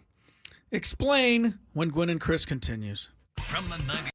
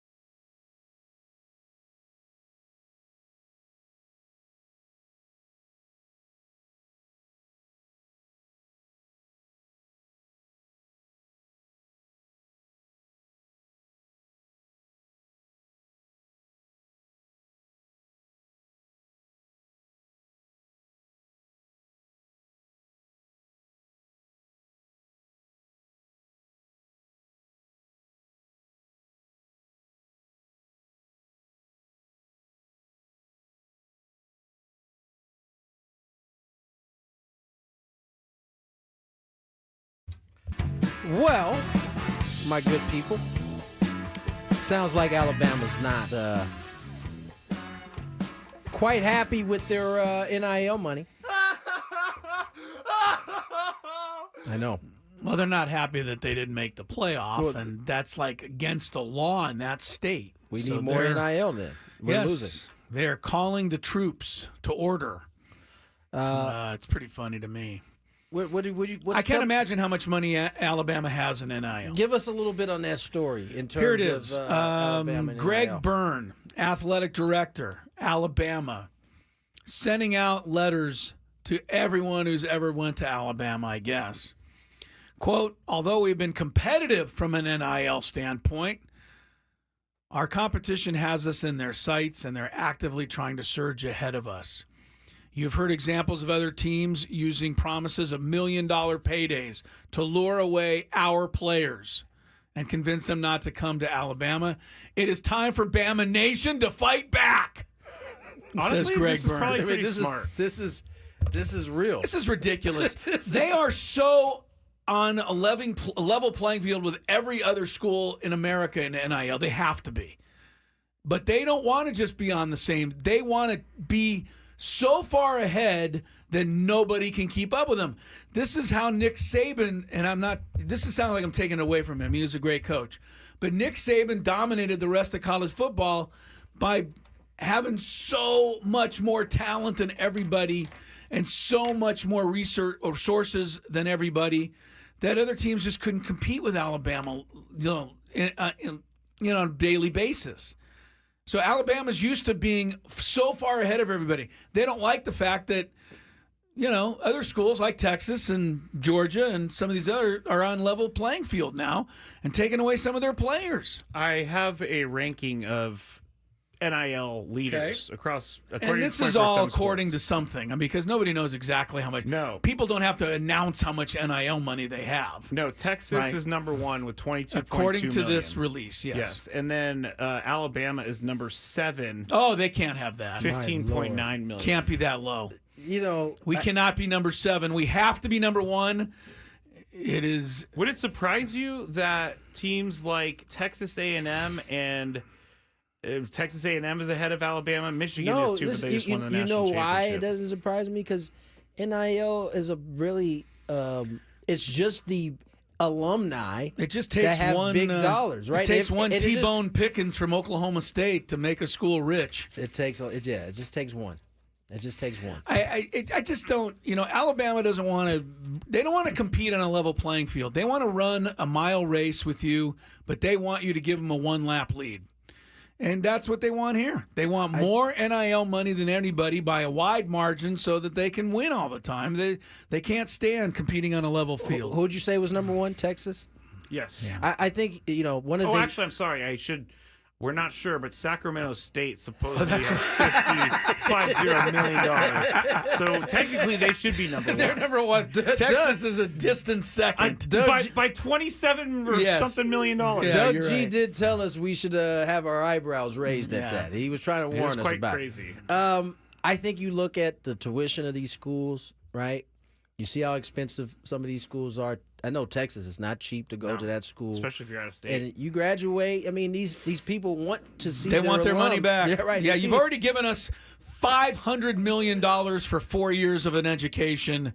Now, give us $500 more million. Because we gave you that education. That's right. We get the money for your big dollars. I think this is a smart idea. It is. You like this? I do. I think that he is playing on Alabama fans not wanting to come in second. I 1,000% agree with you, Skraby. I think his sales pitch needs some work, right? They're in our sights. They have us in their sights. But don't you think that speaks to the Alabama people? It probably does, but I think it could be better. It could be better. It could be better. But I think it's a great idea. Listen, we're seeing colleges do something similar across the board.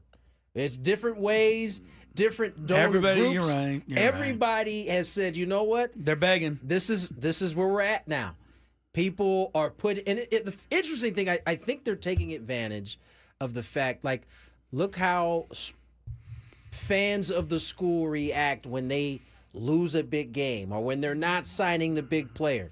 They air those schools out. And I think they're playing that against those very same fans. That feeling that it has when you lose a player or a player transfers or you lose a game to a school that maybe you shouldn't. Can I just tell you how arrogant this guy is, though? Yeah, please. Greg Byrne.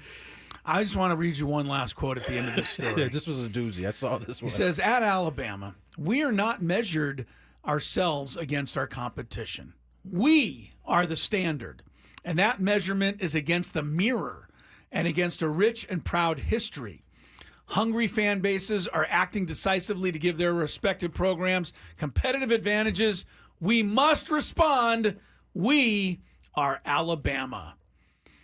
Hear, hear. That speaks Roll to what Tide. you're talking about. Yeah, it's playing- not written for us. He's playing to that specific crowd. Yeah. He's playing to the crowd that wants their team to win no matter what, To and me- they will give money for it. To me, that's the last part that kind of ties up the pitch right there.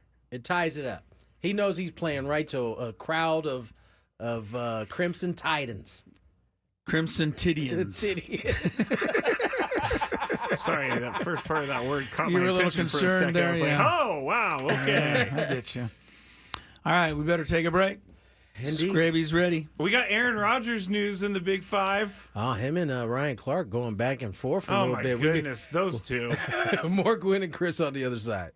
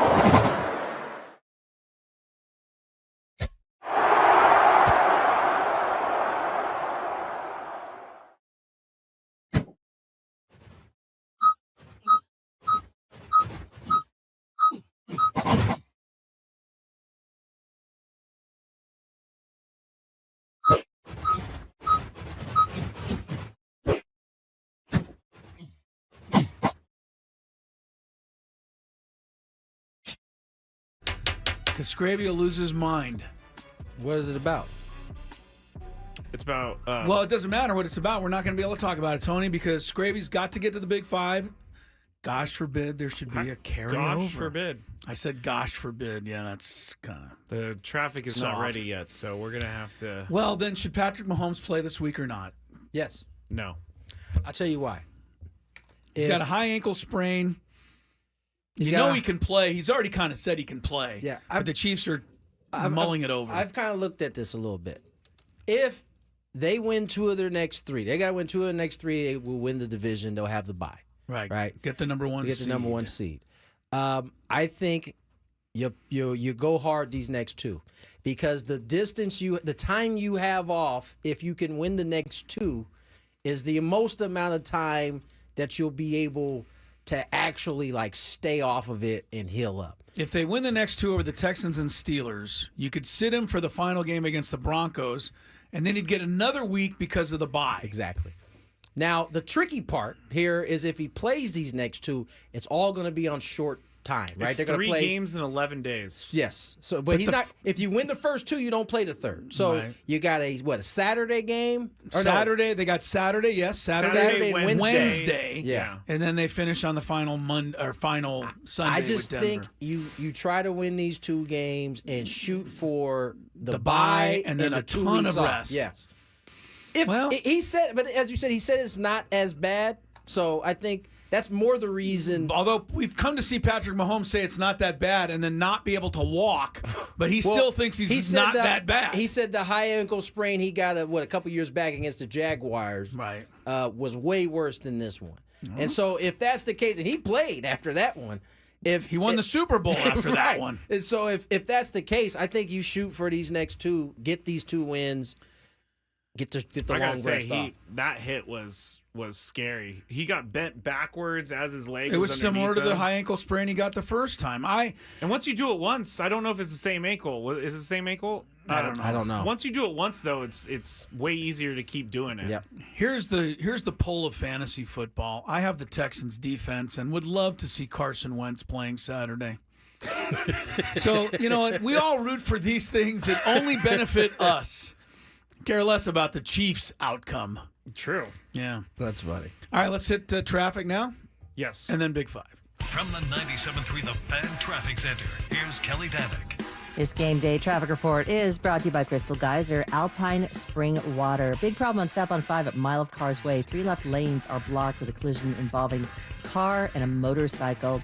Southbound 15 before the 52, there is a collision involving a couple vehicles. Got the fast lane blocked. Also reports a crash on Balboa Avenue on-ramp to southbound 15. What makes Crystal Geyser Alpine Spring Water different? They always bottle their Alpine Spring Water less than 1.5 miles from the spring source, and all their bottles are made with 50% recycled plastic from their own recycling plants. Crystal Geyser, bottled at the spring source.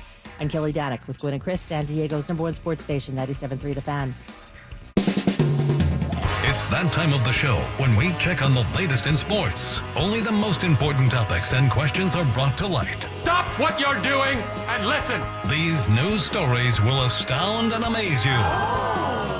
The one, the only. Oh my God, who the hell cares? The Big Five starts now on 97.3 The Fan. All right, before we get into the Big Five, this hour is brought to you by Crystal Geyser Alpine Spring Water. What makes Crystal Geyser Alpine Spring Water different? We always bottle our Alpine Spring Water less than 1.5 miles from the spring source, and all our bottles are made with 50% recycled plastic from our own recycling plants. Crystal Geyser, bottled at the spring source. All right, we need to talk about the Padres real quick, even though there's not too much going on. Number 5. With the Padres, but we kind of touched on this earlier. Free agent outfielder Teoscar Hernandez is reportedly seeking a 3-year contract in the $22 million to $24 million range annually, reports from MLB.com. The Dodgers remain interested in a possible reunion, though the Blue Jays and Red Sox are showing interest as well. And I know the Padres don't want to take on any more salary, but he's a guy that can help immediately, and he's pretty good. I like Teoscar Hernandez. Chris, is this a guy you would pay for if you were the Padres? No. Whoa. Strikes out far too often. Unproductive at bats. I know he's got, big-time numbers. I think the Padres are still going to be a put-the-ball-in-play team. I think that's what they were successful with last year. I don't think Teoscar Hernandez fits that profile. So I'm going to say no, but it's mostly because he's so expensive. I mean, look, if he was, $1 million a year like Profar, I'd sign him up pretty quick. Tony, for 3 years at $22 to $24 million a year, would you do it if you're the Padres? So at 68. Let's just say 66. Yeah, 66 to 68. Yeah, I'd pay him. I think I would. It's And not my play money. left field? It's not my money. It's not my money, but yeah, I think I would pay him. If indeed there is no shot at bringing Jerickson back, yeah, man, I think I do bring him back. What I do believe in the same way I believe in Ruben Niebla and what he brings to the table, I believe the same for Victor Rodriguez. All right, well, maybe that would help. Don't the Padres, they have a different type of strategy. Their staff, I think, is really important. It's long at bats. It's just the style. That's the thing. A lot of times it turned into long at bats, but I don't know that that's necessarily what they're setting out to do. They want to swing at good pitches. They want to get on the pitches that they deem the pitches they want to hit, and they're not trying to do too much when they are in positions where that they would be can. a hell of a thing to teach Teoscar Hernandez, because I think he takes a big swing and goes for it, which is fine. I mean, 33 homers, nothing to laugh at. 188 Ks, fourth most in baseball.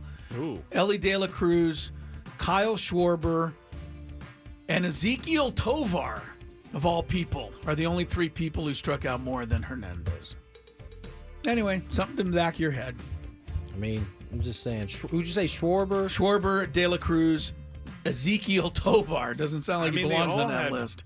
I think all those players, despite their high strikeout totals, had pretty good years. Let's see. 259, 269, 248. 25-plus homers for all three.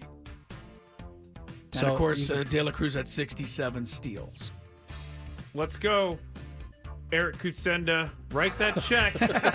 Write that check. Eric, I'm trying to protect you one time, man. Dolphins wide receiver Tyreek Hill. Did you see this, Chris? Not yet. He tweeted something this morning, and normally this wouldn't be a big deal, but it's what he tweeted that has everyone talking. He tweeted, quote, "It's time for me to go, coach," end quote. Look at Chris's face. His face was shocked. Wait, does it mean it's time to throw me a ball deep down the field once this season? Hold on. Hold on. I'm sorry. Go ahead.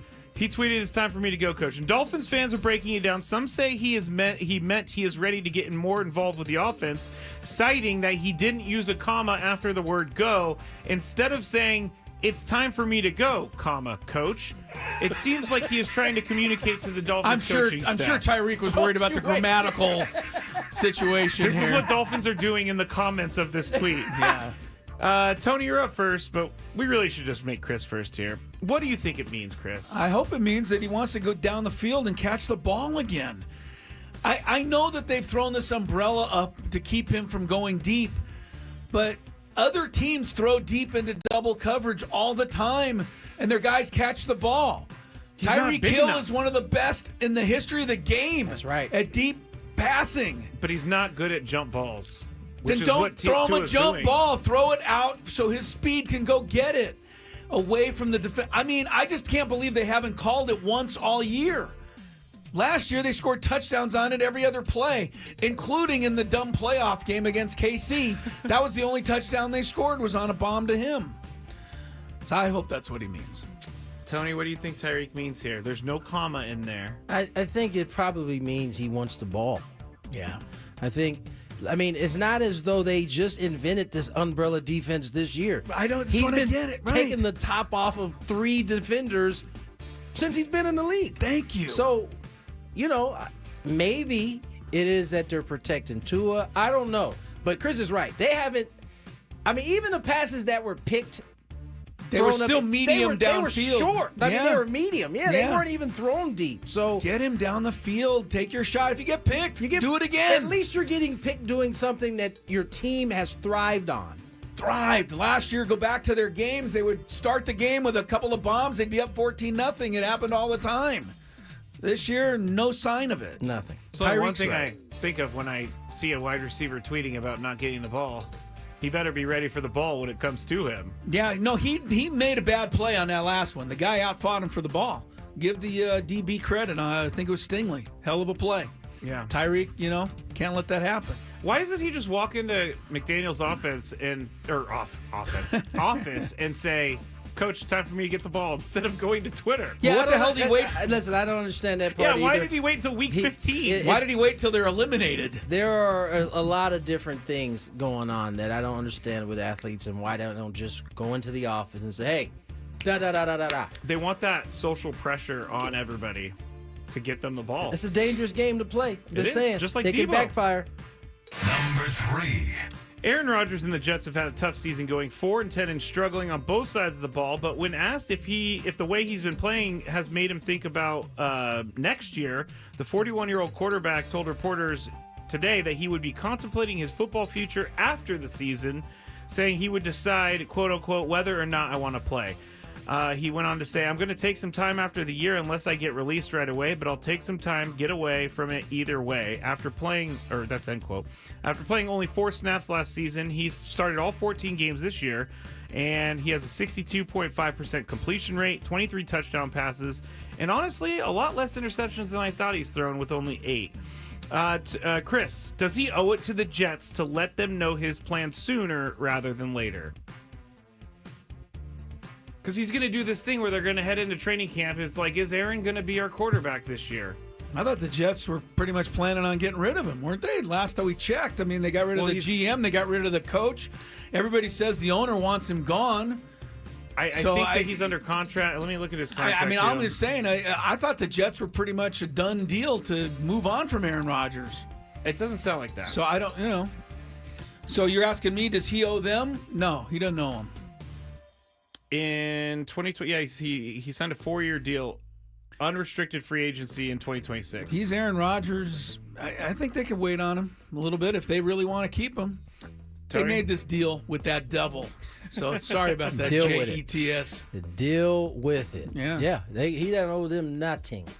How do you think Fireman Ed thinks of what he thinks about this? Well, Show me on TV more. He was already mad at the Jets anyway because they kind of cut him out the screen a little bit. Yeah, he was getting no airtime. Remember how hot he was about that? Fireman. I can't remember which New York radio personality went on a rant about this, but the guy was like, "Fireman Ed, no one comes to the game to see you. They come to the game to see the football." I don't know. I've been watching the Jets for a long otherwise. time. I like when Fireman Ed gets on the screen. Chris stands up and applauds. Yeah, better than Slow Emerson clap. Boozer carrying the football. A little tear comes to his eye. Darn it. Number 2. Now, the Charlotte Hornets, to some people, pulled a fast one on a 13-year-old at one of their games recently. During halftime, Alexi Phillips had his 13-year-old son go on the court after the Hornets asked if he wanted to be a part of the halftime celebration. And they did this whole thing where they gifted him a PS5 with NBA 2K25. After they left the court, the Hornets asked for the PS5 back and gave him a jersey instead. Wait, what? Now, Phillips, the dad... Wait, they gave him a PS5 in a game and then asked for it back for a jersey? And gave him a jersey. Now, the dad, Alexi Phillips, told the news person that a staffer whispered to him that the team would not be able to keep the gift and would get the jersey instead before they even went out onto the court. So there was knowledge of this. Well, this seems like a... The Hornets later described... The whole thing sounds like a fugazi here. It's not. The Hornets later described the incident as a, quote, on-court skit that missed the mark. The team then reached out to Phillips and his nephew's parents or son's parents, or I don't know, and offered the team a PS5 as well as a VIP experience to another game. People are crushing the Hornets. They should. Tony. They should. But because they knew it was going to be taken away, did they do anything wrong? Why give it to him in the...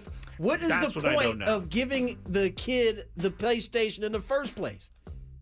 I don't know that part. I don't know why they're. The whole thing doesn't make Is sense. it like the hey, personal kid, listen, PS5? we're going to give you a PS5 when we walk out here, but when you leave, you got to give it back. I'll give you a jersey. We'll switch it out like that. It is weird. That's weird. That's weird. So yeah, they whatever consequences are coming because of that, they deserve it. Chris? They could have just handed the kid a jersey from the moment he would have ever thought about a PS5. That's a good point.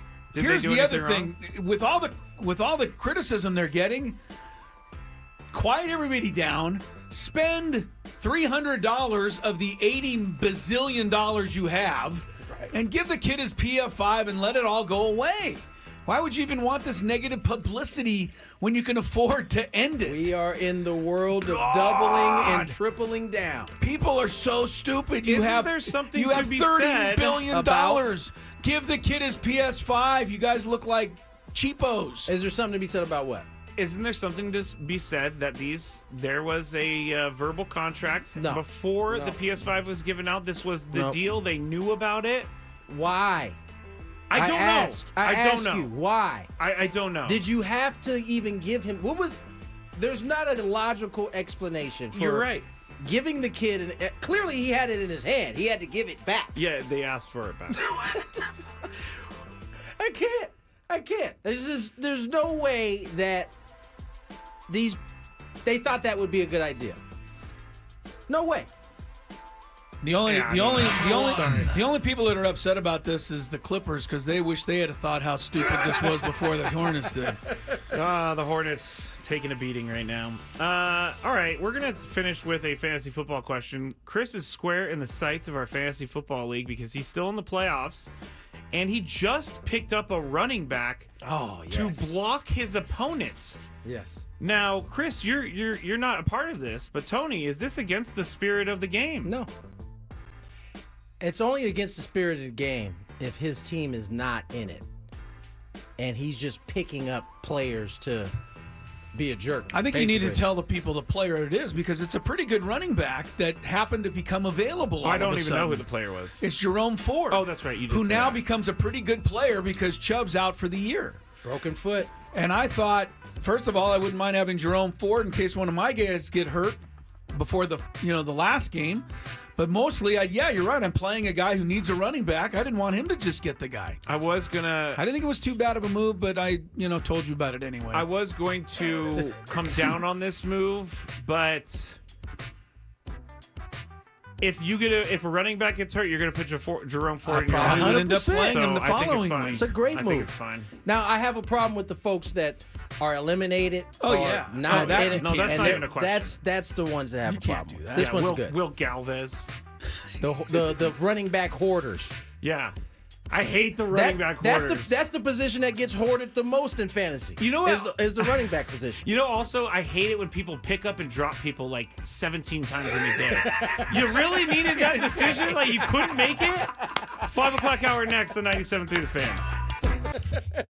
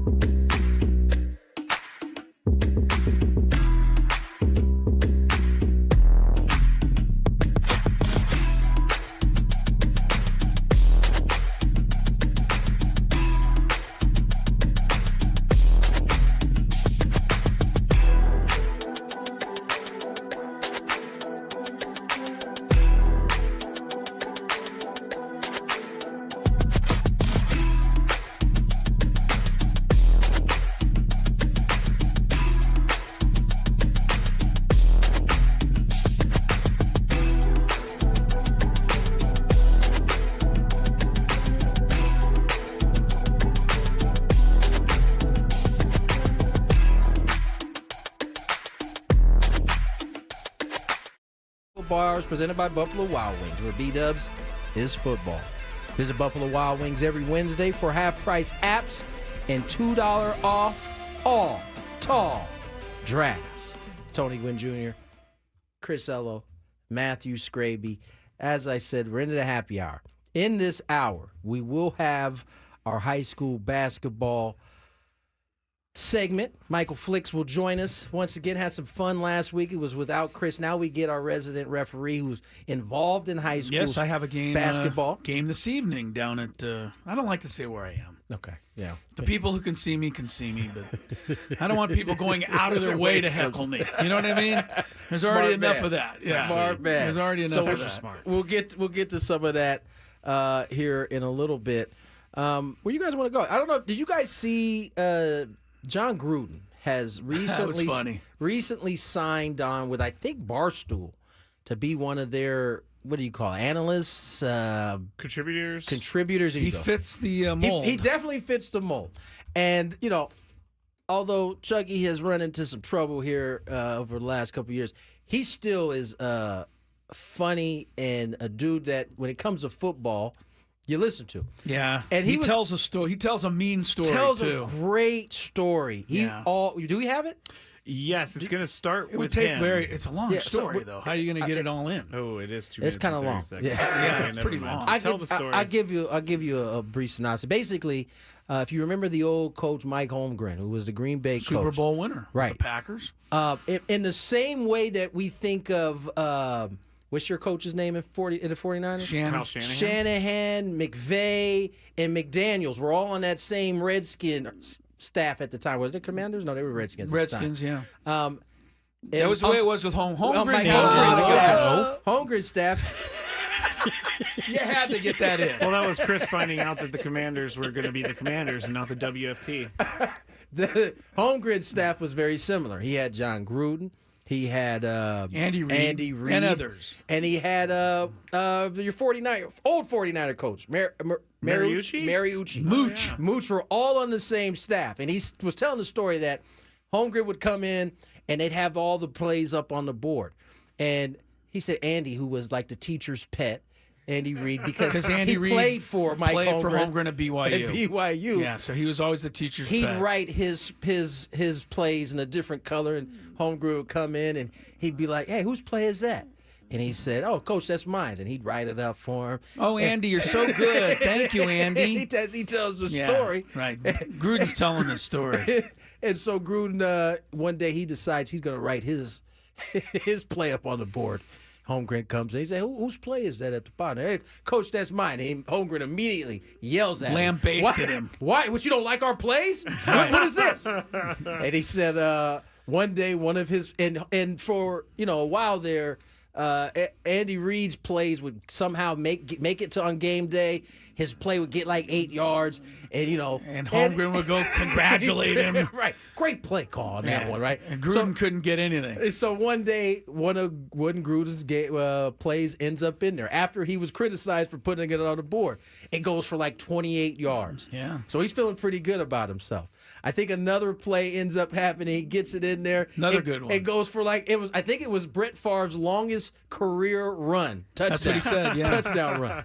And he said one day they got on the plane after the game. Holmgren calls him up. He said he used to call him Gruber or something. Gruber. He didn't call him by his real name. Yeah. He had Gruber come up there, and he sits down, and he hands him the game ball. He said, hey, man, terrific play calls. And he said he goes back to the back of the plane where him and rubbed it in old Reid's face. It in Andy Reid's face. It was just a great story. You got to listen to. Yeah, you got to listen Bustin' to. with the Boys is the podcast. Not only that, I don't see how you could play the clip because the F word appears in that clip at least 17 times. It is. I only watched saved the you. first 45 seconds. No, I just saved you. Thank you for saving. I just saved you. By the way, here's something on ESPN that I think you'd find interesting, Skraby, and you're not surprised. Hold up. I don't think this is. It's not real, actually. Chris, hold up. Sorry, it's not real. So I have my back turned towards the TV. I'm looking at Skraby's face. His face lit up. His face lit up like a kid on Christmas that got everything he wanted. So I turn around and look, and it was a fake news story. It looked like CNN. About life on Mars, and he thought it was real for about breaking 5 news, seconds. Life has been found on Mars, and I was like, hold on, we need to stop everything. We do have to stop everything. Those who are watching the chat, just go back and look at his face for about 5 seconds. He thought it was real. Guess what? It was a commercial for a male enhancement product. I don't even know why they're doing the male enhancement thing on Mars. I don't get it either. Oh, man. The other thing that's on this is a bowl game between James Madison and Western Kentucky. We've been watching a lot of it, and the James Madison coach is the college football version of Dan Hurley. He's losing his mind over there. Every 5 seconds. And I really feel sorry for the ESPN reporter who just had to go interview him between quarters. And the coach was just yelling at the guy. No, that man just anyway. He's always look at him. He's just he has a mean look on his face just because. Yeah, he's intense. 17. Well, if they kick a field goal here, Western Kentucky, they could tie it early in the fourth quarter. Here's the thing that I was going to tell you, Skrabe. ESPN Plus article I have to pay for, asking which player has the most at stake over the final 3 weeks of the season. There are 3 or 4 people responding to this. A couple of saying that Tyreek Hill has something to play for, and this guy and that guy. But most of them say Brock Purdy has the most at stake. Get that bag, Mr. Over the last Purdy. 3 weeks because he's playing for a huge paycheck. I would argue with the Niners. Do you agree here? I would argue that they've already made the decision he's going to be their future, so he doesn't. Well, if he throws 6 picks the last 3 games, would that be bad for your? Would they change their mind? Wouldn't that be bad for your entire organization if you had a plan to keep this guy for the long term, and then because of 3 games you decided to? The turn only your back reason on they're him? even bringing this up is because some yo-yo, apparently unnamed NFL executive, said after watching Purdy play last week, guy is a yo-yo, this by guy's the way. terrible. He can't play quarterback. I The think 49ers are. And everybody's like falling in line now and saying Brock Purdy's got to prove he can play. He's been proving it for 3.5 years. It's ridiculous. He played bad last week. I think the exact quote was, it was something along the lines, I was prepared to give him whatever he wanted, and then last week happened, and I'm no longer there. Yeah, I don't get it. What? Don't get it. I think I'm sure he's gonna do fine this weekend. And he's playing against the Swiss cheese defense in Miami. I hope Brock Purdy puts up 300. He's going to. He's going to have a big day. I do think Brock Purdy should get his bag, as Tony would say. From the Niners? But I do think the quarterback situation is so crazy across the NFL. I just want to say that I would like that on quote that you think Brock Purdy should get his bag. In fact, mark it, record 508 it for the first 35. time because game 1 next year, when he throws 1 interception and they lose to the Falcons or off something, the bandwagon. You're going to be off the Brock Purdy bandwagon, and I want you to have to play that. In Brock, I trust. You do not. You do not. Skraby, I think one of the movies you should suggest. By the way, Small Soldiers has been echoed as a classic on the chat by everyone. It's a good movie. After I saw the cover, I remembered Small Soldiers. Now, I will say the one movie you should give Chris to watch over this break is our docuseries is Enigma. Enigma. You would hate it. It's the Aaron Rodgers documentary that just came out. Oh yeah. I think we should all Sounds watch like it. we should all watch. Sounds like torture for me, Tone. But I'm interested. I'm not appreciate it. interested so much in seeing Aaron Rodgers speak, but I'm interested in. He talks about his rift with his family Yeah. and all kinds of things. I think they might. I don't know if he uses what's it called? Ayahuasca. But he's certainly shirtless in the middle of a jungle. That's how I imagine ayahuasca being done. It's pretty spot on. So maybe he does it. Maybe he doesn't. We should all watch that over the break. How many parts is it? Let me get my Netflix app out right now and see. Because if it's like a 6-parter, I don't need 6 parts on Aaron Rodgers. That is for 6 sure. minutes I can handle. 6 minutes, Chris says. Hold on, I'm trying to Him find it. and Ryan Clark going at it pretty heavy right now. What was that about? We got a couple minutes. What happened? I missed that exchange. I think after one of Aaron Rodgers' appearances on Pat McAfee, he kind of went after nameless guys who played the game and maybe weren't as good and now are using their platforms outside of the game, football, to, kind of bring their voices. And he was called on it for being a hypocrite because we know Aaron Rodgers gets paid by ESPN. The show that he is frequently on is about those same players he was criticizing, basically. Maybe not those specific players, but those type of players. And so he was called out on that. That preceded another Aaron Rodgers appearance on Pat McAfee where he gave a PSA announcement basically telling everybody to be quiet. He's going to do what he wants to do. And so they've been kind of going back and forth. He's not using any names, but it seems like that's who he's talking to. So those two are at a little bit of a rift right now. Yeah, I mean, it's pretty stupid. I'll take Ryan Clark. It's pretty stupid. Let's get to break. Wait, real quick. All right. 3 episodes for this enigma. It's a great title name for him. It really is. I gotta say, describes him. Here's a synopsis of episode number 2. Conflicted about his fame, Rodgers begins a self-realization journey experimenting with alternative medicine and religion. Ayahuasca. And igniting controversy. Episode 3, Rodgers draws criticism with his stance on vaccines during the COVID-19 pandemic amid murmurs about his age. This was filmed about around that time? Yeah, he learns the Packers are shopping him. So this is a couple of The years only old. thing that I'll be honest with you, the only thing that doesn't interest me a lot at the moment about this documentary is it sounds like it's all old news that we're just going to be seeing. Yeah. Other than new news that I don't know. Is that kind of the way you're reading it here a little? So that, that also lessens my excitement. That also makes sense why he chose those words about when he was talking to Ryan Clark about, I'm not listening to you about post your vaccination status. Because he's probably talking a little bit about it in his enigma. You know what Aaron Rodgers is really good at? Self-promotion. That's exactly what's happening right now. Well, right on, my brother. Let's get to break. More Gwynn on my brother. More Gwynn and Chris on the other side. Here's some traffic. From the 97.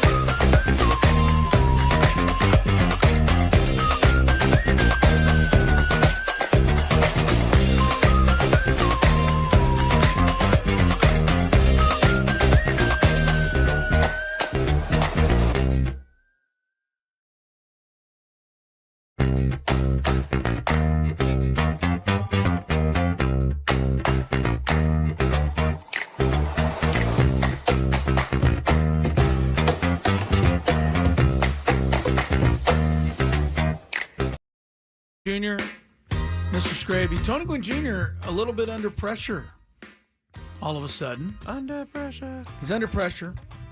The San Diego State women's basketball team putting a squeeze on Tony. The full court press on him. Yeah, they are.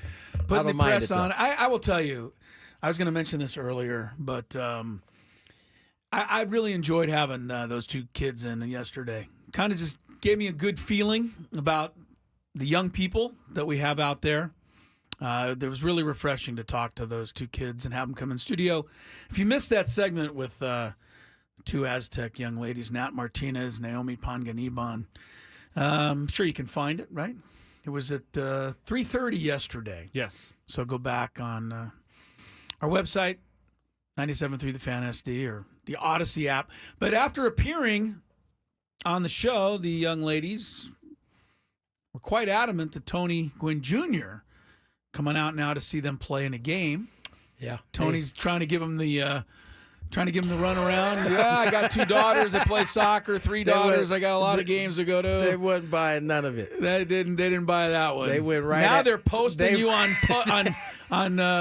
On Twitter, X, yeah. Wait, Tony, you better come to a game, and we're not going to stop until you show up. They definitely put me on notice. Put you on notice. I am going to make a game here in this next couple of weeks we have off. I think that part will be fun. I think you'll enjoy. I think your daughters would really like it too. I do too. But the bigger deal to me is getting Skrabe out of a practice so that he can attempt the 3-point challenge. And I'm just wondering when it is you want to see. I'm a little concerned about the warm-up because I do think it's fair that you don't just walk out there and start heaving up 3-pointers. Thank you. But I also don't think it's fair that you get to attempt like 15 of them before the ones that really count. I would say so. We gotta should you maybe shoot? How about you shot like 10 free throws? This is a way of loosening up. Sure. And then you would go back and you attempt the 3 shot. He has no. Yeah, well maybe 15. How about 15 free throws? Then the shoulder will be completely done. I think it's a wrap. It's a wrap. I saw some of the comments about your video you posted. See, everybody's kind of skeptical about this. Of course they are. I'm just saying. It didn't look like a 3-point depth. It looked like they were very skeptical. One person looked at the yard you were in and said the 3-point line should have been back on the grass. By the way, I was shooting from the top of the key. Yeah, well, the top of the key. The lines are there. The top of the key. The top of the key at an elementary school is still only like 12 feet away. Right. Come on, Skrabe. You're coming out to an Aztec women's practice. We're getting you. I'm fine with that. I locked want to and loaded. prove. You got to go First 3 and out of foremost. 10 from the arc. That's fine with me. 3 out of 10. Shot. This hour is brought to you by the Mini Donut Company. Seeking the perfect treat for your holidays? Try the Mini Donut Company. With rotating seasonal and classic flavors, the Mini Donut Company offers the perfect bite-sized indulgence for your office or holiday gathering. Visit getminidonuts.com and order from UTC, Point Loma, or Carlsbad. We talked a little bit about the new All-Star game in the Open today, the NBA. We had a good conversation about the NBA and some of the issues. And Kevin Durant has spoken up about the All-Star game's new format. Did you see what he said, Tony? Hates it. Quote, I hate it. I absolutely hate it. Why would he hate that? I understand what he wants to go back to just an East-West game instead of the draft format. I think he likes the idea of it being competitive. He just wants it to be the way he watched it growing up. Is how I took it. That's how I watched it growing up too. East-West, and these Jerry guys getting West, after it. Jerry West hitting game-winning jumpers and people caring that he made it. Last year's game in the NBA All-Star game, the final score, does anybody remember? It was a lot. 211. That's ridiculous. To 186. Yeah. No, thank you. Yeah. 94% of the shots they took last year were either three-pointers or layup dunks. 94%. Again, too much of what everybody likes. Even a good thing is no good. Right. Yeah, it's no good. Because we do like dunks and we like three-pointers. We just love want to dunks. see. Yeah, we just don't. We can't see a billion of them, though. Yeah. I'd like to see ESPN contribute to this a little. Do you guys watch? I try to watch it when I pop into it. The top 10 plays of the day. I don't. Do they even have that anymore? What I was gonna ask the Sports Center top 10. When though? I don't know what time it is. I That's think the it's thing. only on Fridays that they do. No, I've seen it every night. I think they have a top. Yeah, they have a top 10 plays of the day. They revamped it again, apparently. All right, so they have the top 10. But invariably in the top 10, there'll be like 2 dunks. I'm like, since when is that now a top play? Everybody dunks now all the time. And you tomahawk one over 3 guys, I'll put it in. That's what we should be talking about. That's what we should be talking about. But they'll just put in any old guy runs down the lane and dunks the ball. It's not a top play. Anybody can do that in this day and age. Sports Center, come on.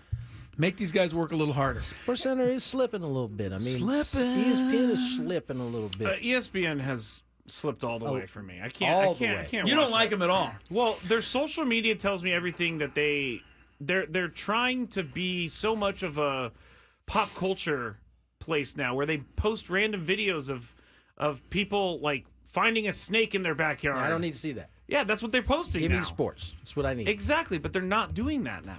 I think it's the format has to change because we are all getting those same clips now on our phone. Exactly. And so is there a need for a show in terms of adding those type of highlights when we're getting them instantly on our phone now? Yeah. It's complicated, that business, in a lot of ways that they're still trying to figure out, it seems like. I agree.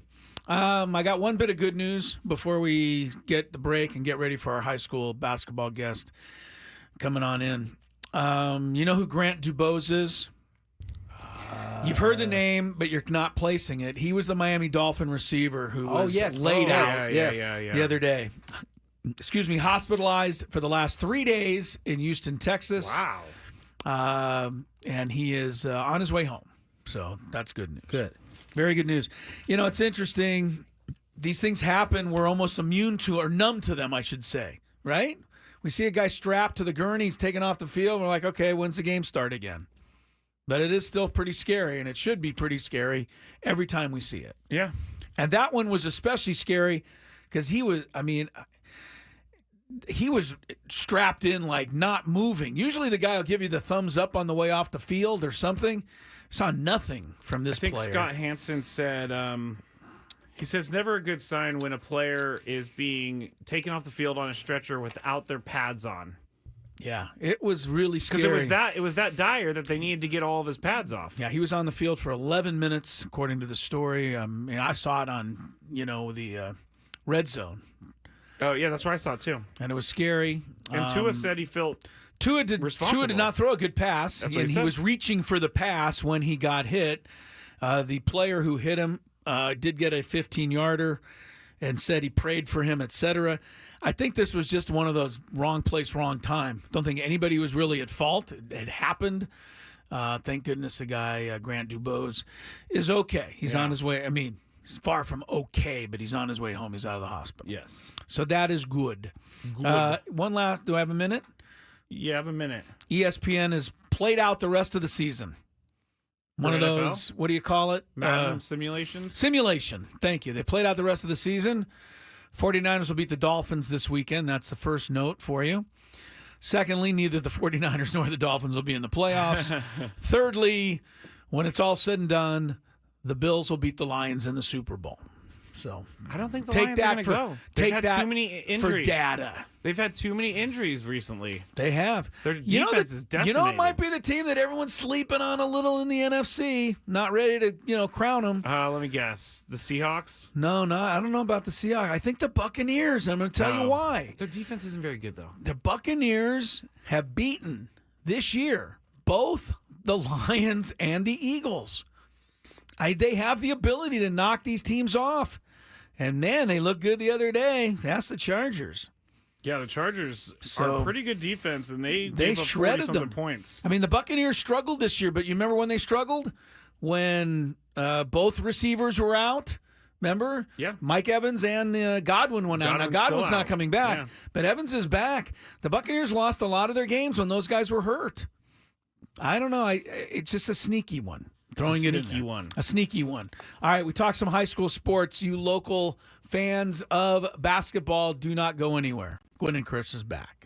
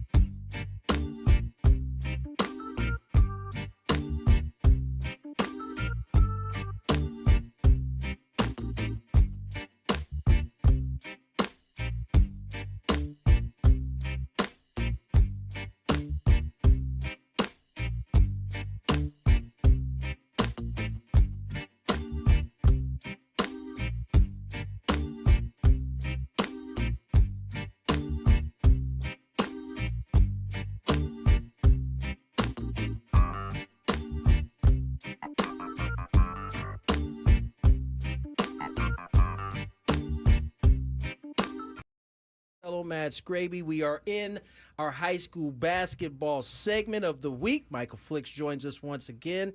Michael, how are you, my friend?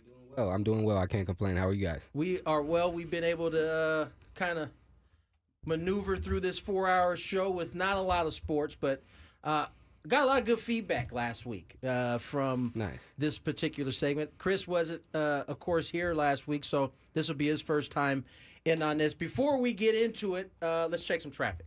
From the 97.3 The Fan Traffic Center, here's Kelly Danick. Traffic is sponsored by Scratchers from the California Lottery. Give the gift of play this holiday. Got some fog rolling in along the coastline, guys. If you're traveling in that area, do take it extra carefully out there. Got a couple of problems on southbound 5. One is a collision before the 52. It's got the 2 left lanes blocked. Then Cordell and Cordell traffic cam shows a collision Mile Cars Way was blocking the 3 left lanes. They managed to get that cleared out of the roadway. Watch out for a stalled car in the slow lane. Eastbound King Freeway just before the 805. And a stall on the coastline northbound 5 past Encinitas Boulevard. That's in the center divide. If you're looking for the perfect gift, give Scratchers from the California Lottery. With so many to choose from, you're sure to find the right gift for anyone on your list. Give the gift of Scratchers from the California Lottery. A little play can make your day. I'm Kelly Danick with Gwynn and Chris, San Diego's #1 sports station, 97.3 The Fan. The 5 o'clock football hour is presented by Buffalo Wild Wings, where B-Dubs is football. Visit Buffalo Wild Wings every Wednesday for half-priced apps and $2 off all tall drafts. Now, as I explained last week, the idea of this segment is to continue to bring and highlight the high school basketball scene here in San Diego. As I explained last year, it was something that was near and dear to me. I came across Michael, who does a terrific job covering the county. Thank you. And so here we are again. Now, last week we kind of highlighted some of the premier players in this county, and there's a lot of them, a lot of really good, talented players.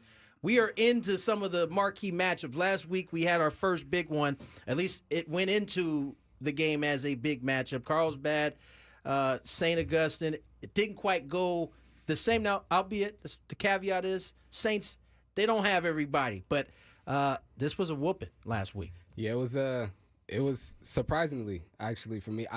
I did, honestly, I expected Carlsbad to win, but I didn't think they'd win by 23 points. Yeah. Like, they really put it on. They had a lot of good scoring. Jake Hall, their leading scorer, on the season, he actually was second in scoring that night with 19.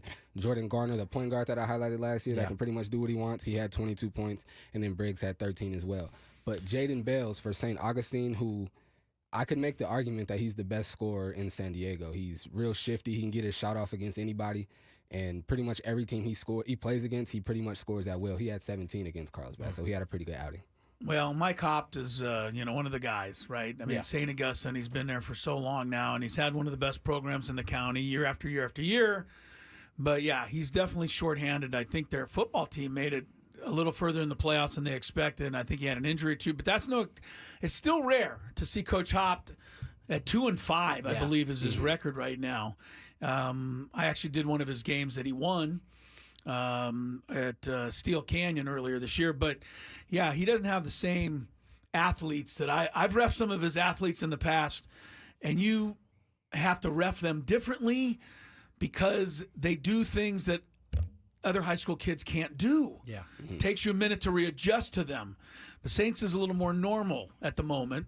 Carlsbad's been good the last couple of years, right? They were big time last year too. Yeah, you got some flack I saw a little bit on the IG post there. Yeah, I got a little flack. As I said, I was like, some people are not going to be happy that I got Montgomery as the clear #1. And true to form, there's people there like commenting and saying like, oh, how do you have them #1? We're the defending champs. And I'm like, I mean, that's a fair argument.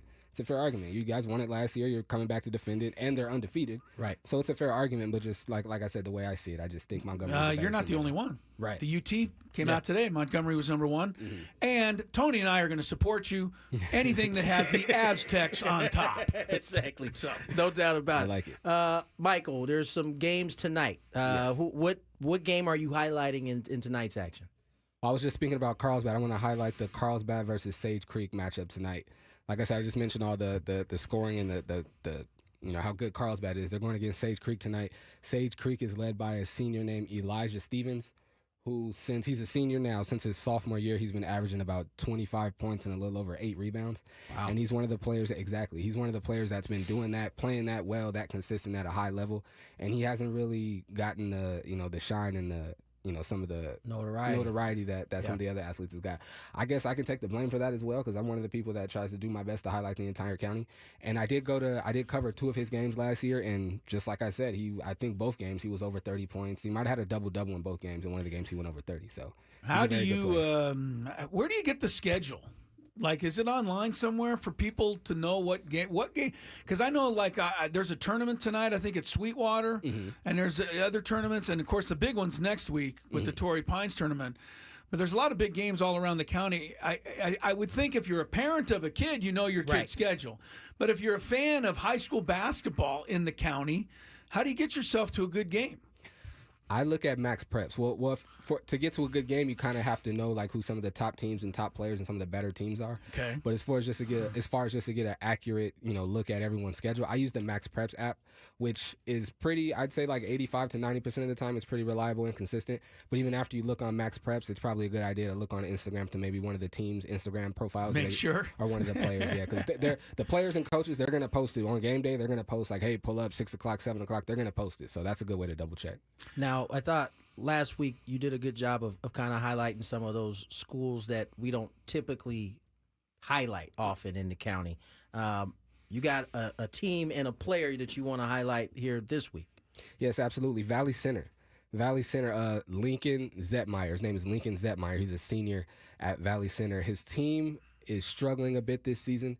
He is coming off a season last year where they had like a three-headed monster. They had a big 3 up there last year in Valley Center, and two of those guys graduated, and the one guy from the big 3. I don't want to say he's by himself because obviously it's a team sport, right? But he's having shouldering the load a very big, and especially pretty much all the scoring load. And he just on Saturday against my alma mater. Actually, I'm sad to say, against my alma mater, he had 50 points against Orange Glen.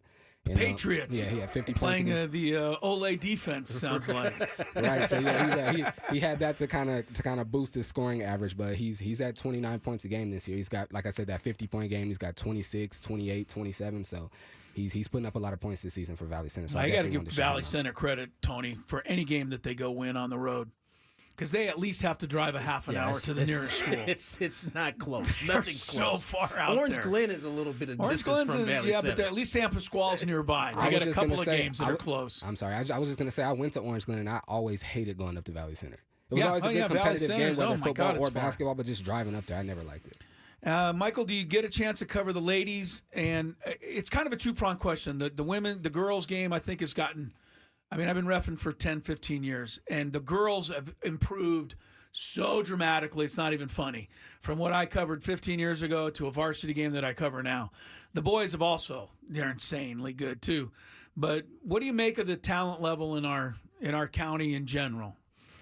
It's growing. It's grown a lot, as you just said. It's grown a lot in the last, I want to say, 10 to 15 years, but it's growing. It's growing all the time. We're putting out more and more college athletes and more Division I college basketball players. So it's growing and getting better all the time. It used to be where and I'll admittedly say from even when I was playing, it used to be we knew we were good here, but then we would go to LA, we'd be like, well, I don't know if we play our best and we really come with it. We didn't win too many. If we come with it, we didn't win too many state playoff games back in the day. No, but now our basketball players here bring LA on. We ready for them. We can beat them. We're not afraid of them at all. So we've come a long way. No doubt about it. Olympian, another team you want to highlight that is probably not in that top 10, but just outside maybe? I think they were 9th in the UT today, and I'm not everybody's top 10 has their own opinion, but Olympian's getting some love. Good. Yeah. Absolutely. And whoever puts them in the top 10, I'm not mad at it at all. They've been playing really well. They're coming off a championship last year, and they're a very hard-nosed team that plays well, plays hard, plays for each other, and they have a no-nonsense coach that has them moving the ball, playing tough defense, and just playing the right way. And Olympian is, if not top 10, they're definitely looking like a top 12 to 15 team in the county, which I didn't expect. Their coach is, would you say no nonsense? No nonsense. He loves the referees, though. It's Marty, right? Marty, yeah. Yeah, Marty's crazy with the referees. First of all, he gives you the old... Chris, man, what's happening? Good to see you. Welcome to Olympian, man. Is there anything I can get you? Can we get you a drink? Can we get you set up over here? But that horn goes, man. He's not mean. I think he's realistic though, but he's He makes sure. That's what I can say. There's some coaches that just like to bark to the refs all game. Yeah. And he does bark a lot, but a lot of his stuff, he's just making sure, like, that the refs are being Don't miss like, something. Exactly. You miss he's something. going to let you know if you miss something, for sure. Yes, absolutely. he will. Yeah. Waiting to hear right now. You said you were waiting to hear on the winner of that St. Augustine Roosevelt game. That happened earlier. Did you get the winner? Yes, it happened at 2:15. I did not get a chance to check before I came here, but I'm quite sure they won. Just rooting for the hometown team, but I'm really not sure. Now they're up in Vegas right now. The Tarkanian Classic. That's another big high school tournament here in the country. I think Cathedral is going up that way. Montgomery's there as well. Is in that tournament. So they're going to go up for that Vegas tournament this week. And then have this one next week. So they're going Torrey Pines. I think that's also where you can see the change in San Diego basketball. It was usually one or the other. Mm-hmm. Like teams weren't doubling up on that because you didn't know if your teams could really, hold it together in that stretch of basketball. But now you're seeing multiple teams go to big tournaments in back-to-back weeks. I don't think that was something we saw in the early 2000s. We didn't. And even to that point, our teams are playing in the national bracket. It used to be before we were playing, there's like national and then American, then mayor's bracket. Yeah. Our teams, more often than not, they're playing in the national bracket. I know Montgomery is playing in the national bracket, and so is Saints, and so is Torrey Pines in the national bracket for the Torrey Pines tournament, and I believe in the Tarkanian Classic as well. I just checked right now, though. St. Augustine lost to Roosevelt Eastlake in the Tarkanian Classic. Oh. They put it on them, too, 79-36. Ooh. Yeah, they put it on them. Mike Hopt, also friendly to officials, especially when he's losing by 43. I feel for those guys who ever ref that game. He probably wasn't in a great mood. Talk a little bit about the Torrey Pines Classic, though. And because I just said, where can you go see a good game? That's where you can go see a good game. Yeah, we'll have go to Torrey Pines next week and start going to some of these games. These kids are incredible. They're from all over the country. Good. We'll have Coach Olive on Friday to kind of highlight it a little bit further. Mm-hmm. But it is our biggest tournament, and we get teams coming from all over the country out here. All over the country, and it's a good way for our teams here in San Diego to really see how, I don't want to say how good they really are, because if you're good in San Diego, you're a good team. But just it gets you to kind of like cut your teeth against some other teams as well. And not just in that national bracket, in all the brackets, there are teams from all over the country that come down. I remember a couple years back, I was doing some games in the American bracket at St. Augustine, and there was teams from the Bay Area, teams from Utah. So there's teams from all over that come down and play in that tournament. It's a big deal. Yeah, no doubt about it. Kyrie Irving's played it in the past. A lot of NBA pros, when they were in high school, they played in it. So it's a big deal. 548, Tony Gwynn Jr., Chris Ello, Matt Skraby, Gwynn and Chris sitting here with Michael Flicks. We're talking some high school basketball. Friday, I assume there's going to be some big matchups. I know clearly we got some teams who are traveling right now, so their schedule might be a little bit different. But if you're in San Diego, what kind of games, what games can we catch here in San Diego coming up here on Friday? My bad, my phone's tripping on me once. I had it all right here. Sorry about that. We got That's Skraby's excuse a lot of times, too. I'm so sorry. Yeah, don't worry about it. We're used to it. You're good. It's live radio. It's okay. But Skraby's not as cool as you. He does not say my phone is tripping. No, I say he picks it up and throws it across the studio. Guys, get off my back! Yeah, right. Oh my God, so sorry. I won't let that happen again. La Jolla plays on Friday against High Tech High. And it's La Jolla's, they're playing really well. They started this season off on a 10-game winning streak. They lost back-to-back games to Bishop and Vincent Memorial, but they bounced back last night with the win over Army Navy, and they play again on Friday. So they're looking to get back in the win column. That's going to be a pretty nice game. And then also Tri-City Christian, I wanted to highlight who they play. Again, I guess you said it was cool. I'll say it again. My phone is tripping still. Let me see if I can find it. Here we go. Live radio. It's all good. Don't worry about it. Seriously. Yeah, I'm sorry. The app is being weird on me. I'm sorry. I had it all right there. I'm sorry about that. No worries. Nonetheless, again, Friday we'll be talking a little bit more about the invitation or the Torrey Pines Invitational there. Big tournament coming up next week. But until next week, we'll do it again, Mike. Great job. We'll continue to try to highlight these schools and these kids as we get a little deeper into the season. And hopefully we'll wind up in the same gym soon, Michael. You can come on up and say howdy. I will. If I see you or you see me. Looking forward to it. For sure. I always like, hey, if I'm in any gym. I'll try to stay out of your way, too, because refs are always on me about being on that baseline. I try to stay out your way, too. You won't be in my way, because here's my thing. anybody in the gym who knows me and might be even the remotest supportive of me, I welcome into the gym. because you don't get very many of those in the gym. Don't get too many. Don't get too many. So, yeah, I'll snap a few flicks for you. Send it to you. That whole black and white outfit you have. It seems to turn people off. I don't know what they don't like about it. I think it's the scowl on your face as you walk in. Scowl, yes. Where can people find your stuff? Michael Flix on Instagram. That's MICHAEL.FLIX. That's on Instagram. And then Flix Media Network is my YouTube channel. Anything I point my camera at is on both of those platforms. Very good. And there's the high school fans. The base is growing. Keep people in it. Well, I say this a lot, but if you're in your community, even if you don't have a kid in high school, and you're sitting around on a Friday night, why not go out and see a local basketball game? I'll tell you, on a Friday night, there is not very many more fun atmospheres than the band playing and the kids jumping up and down and nowhere to squeeze your way in there. And you can find that at a bunch of different schools here in the county. Any Friday night. You don't need the number one team in the county. At you all. can go see a whole bunch of these games. True indeed. It's a lot of fun, and you might run into me and be able to yell and make fun of me and heckle. So that's always another option for you. Michael, appreciate you, man. Thanks, Michael. My Nice pleasure. seeing you. Thanks for having me. We are winding down today's show. Tomorrow we have a short one, Thursday night football. Skraby? I actually don't even know who's playing what's the tomorrow. Thursday night game? I do, because it was the game I was supposed to go to on Sunday. Right. Yes, Denver it was. Chargers. Denver this was and Chargers the famous that flex game. Yeah, that I can't now go to. So The Chargers are getting flexed all over the place. I gotta think this is also not a good deal. Why are the stupid cameras not doing the thing? They're all on you, Tony. Hey, I get it. cameras know where their bread is buttered. Yeah, I guess so. But the Chargers have been having a lot of games flexed lately. It's because they're actually decent now. That's they have true. been so bad for so long. But it was changing dates like 3 days was not cool. Yeah, no, of that the was- NFL. that I hope wasn't. that they don't do that again. But you know that they will, because the outcry is not going to be enough. No, we'll keep going back to buy. And the game will be whatever sold they're out selling. tomorrow night. It's not like anybody's not going to go because they I don't moved it know. to Thursday. I'm curious to see.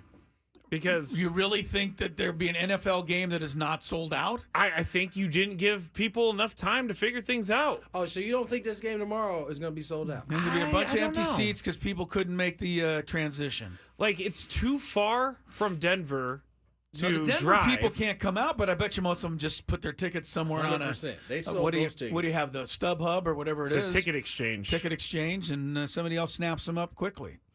I'm thinking. Well, I'm still bummed for you, Chris. I'm never going to let go of this dream that you have. Well, of I will going to eventually SoFi. get to SoFi Stadium. Don't worry about it. Just remember, when you go to SoFi, know that it's very warm inside. And see, There's no see, ace. Michael, you've been to a game at SoFi? I've been to one. I went to a preseason game. I think last season, Cowboys versus Rams, And it was hot. It was hot in there. Yeah. Thank you. Yes, it was hot. There's no air movement whatsoever. stadium. That's good Beautiful for somebody stadium, like but me it's to hot. know. Just 'Cause still air. I'll be so miserable I'd leave. It is First still quarter. air. I mean, they had Yeah, I don't like it's that. technically an open stadium, but the two sides are open behind each goalpost, basically, and the wind goes through there, but it doesn't go anywhere else. It's just This is my big thing in life. Is SoFi was not designed for me and mine. Sounds like the Daily Gripe might have some competition It tonight. sounds like it does. That's going to do it for our show today. Back at it again tomorrow. Short show. Get you ready for Thursday night football. Until then, you guys have a good night. Catch you tomorrow. Chronicles are coming up. That's right.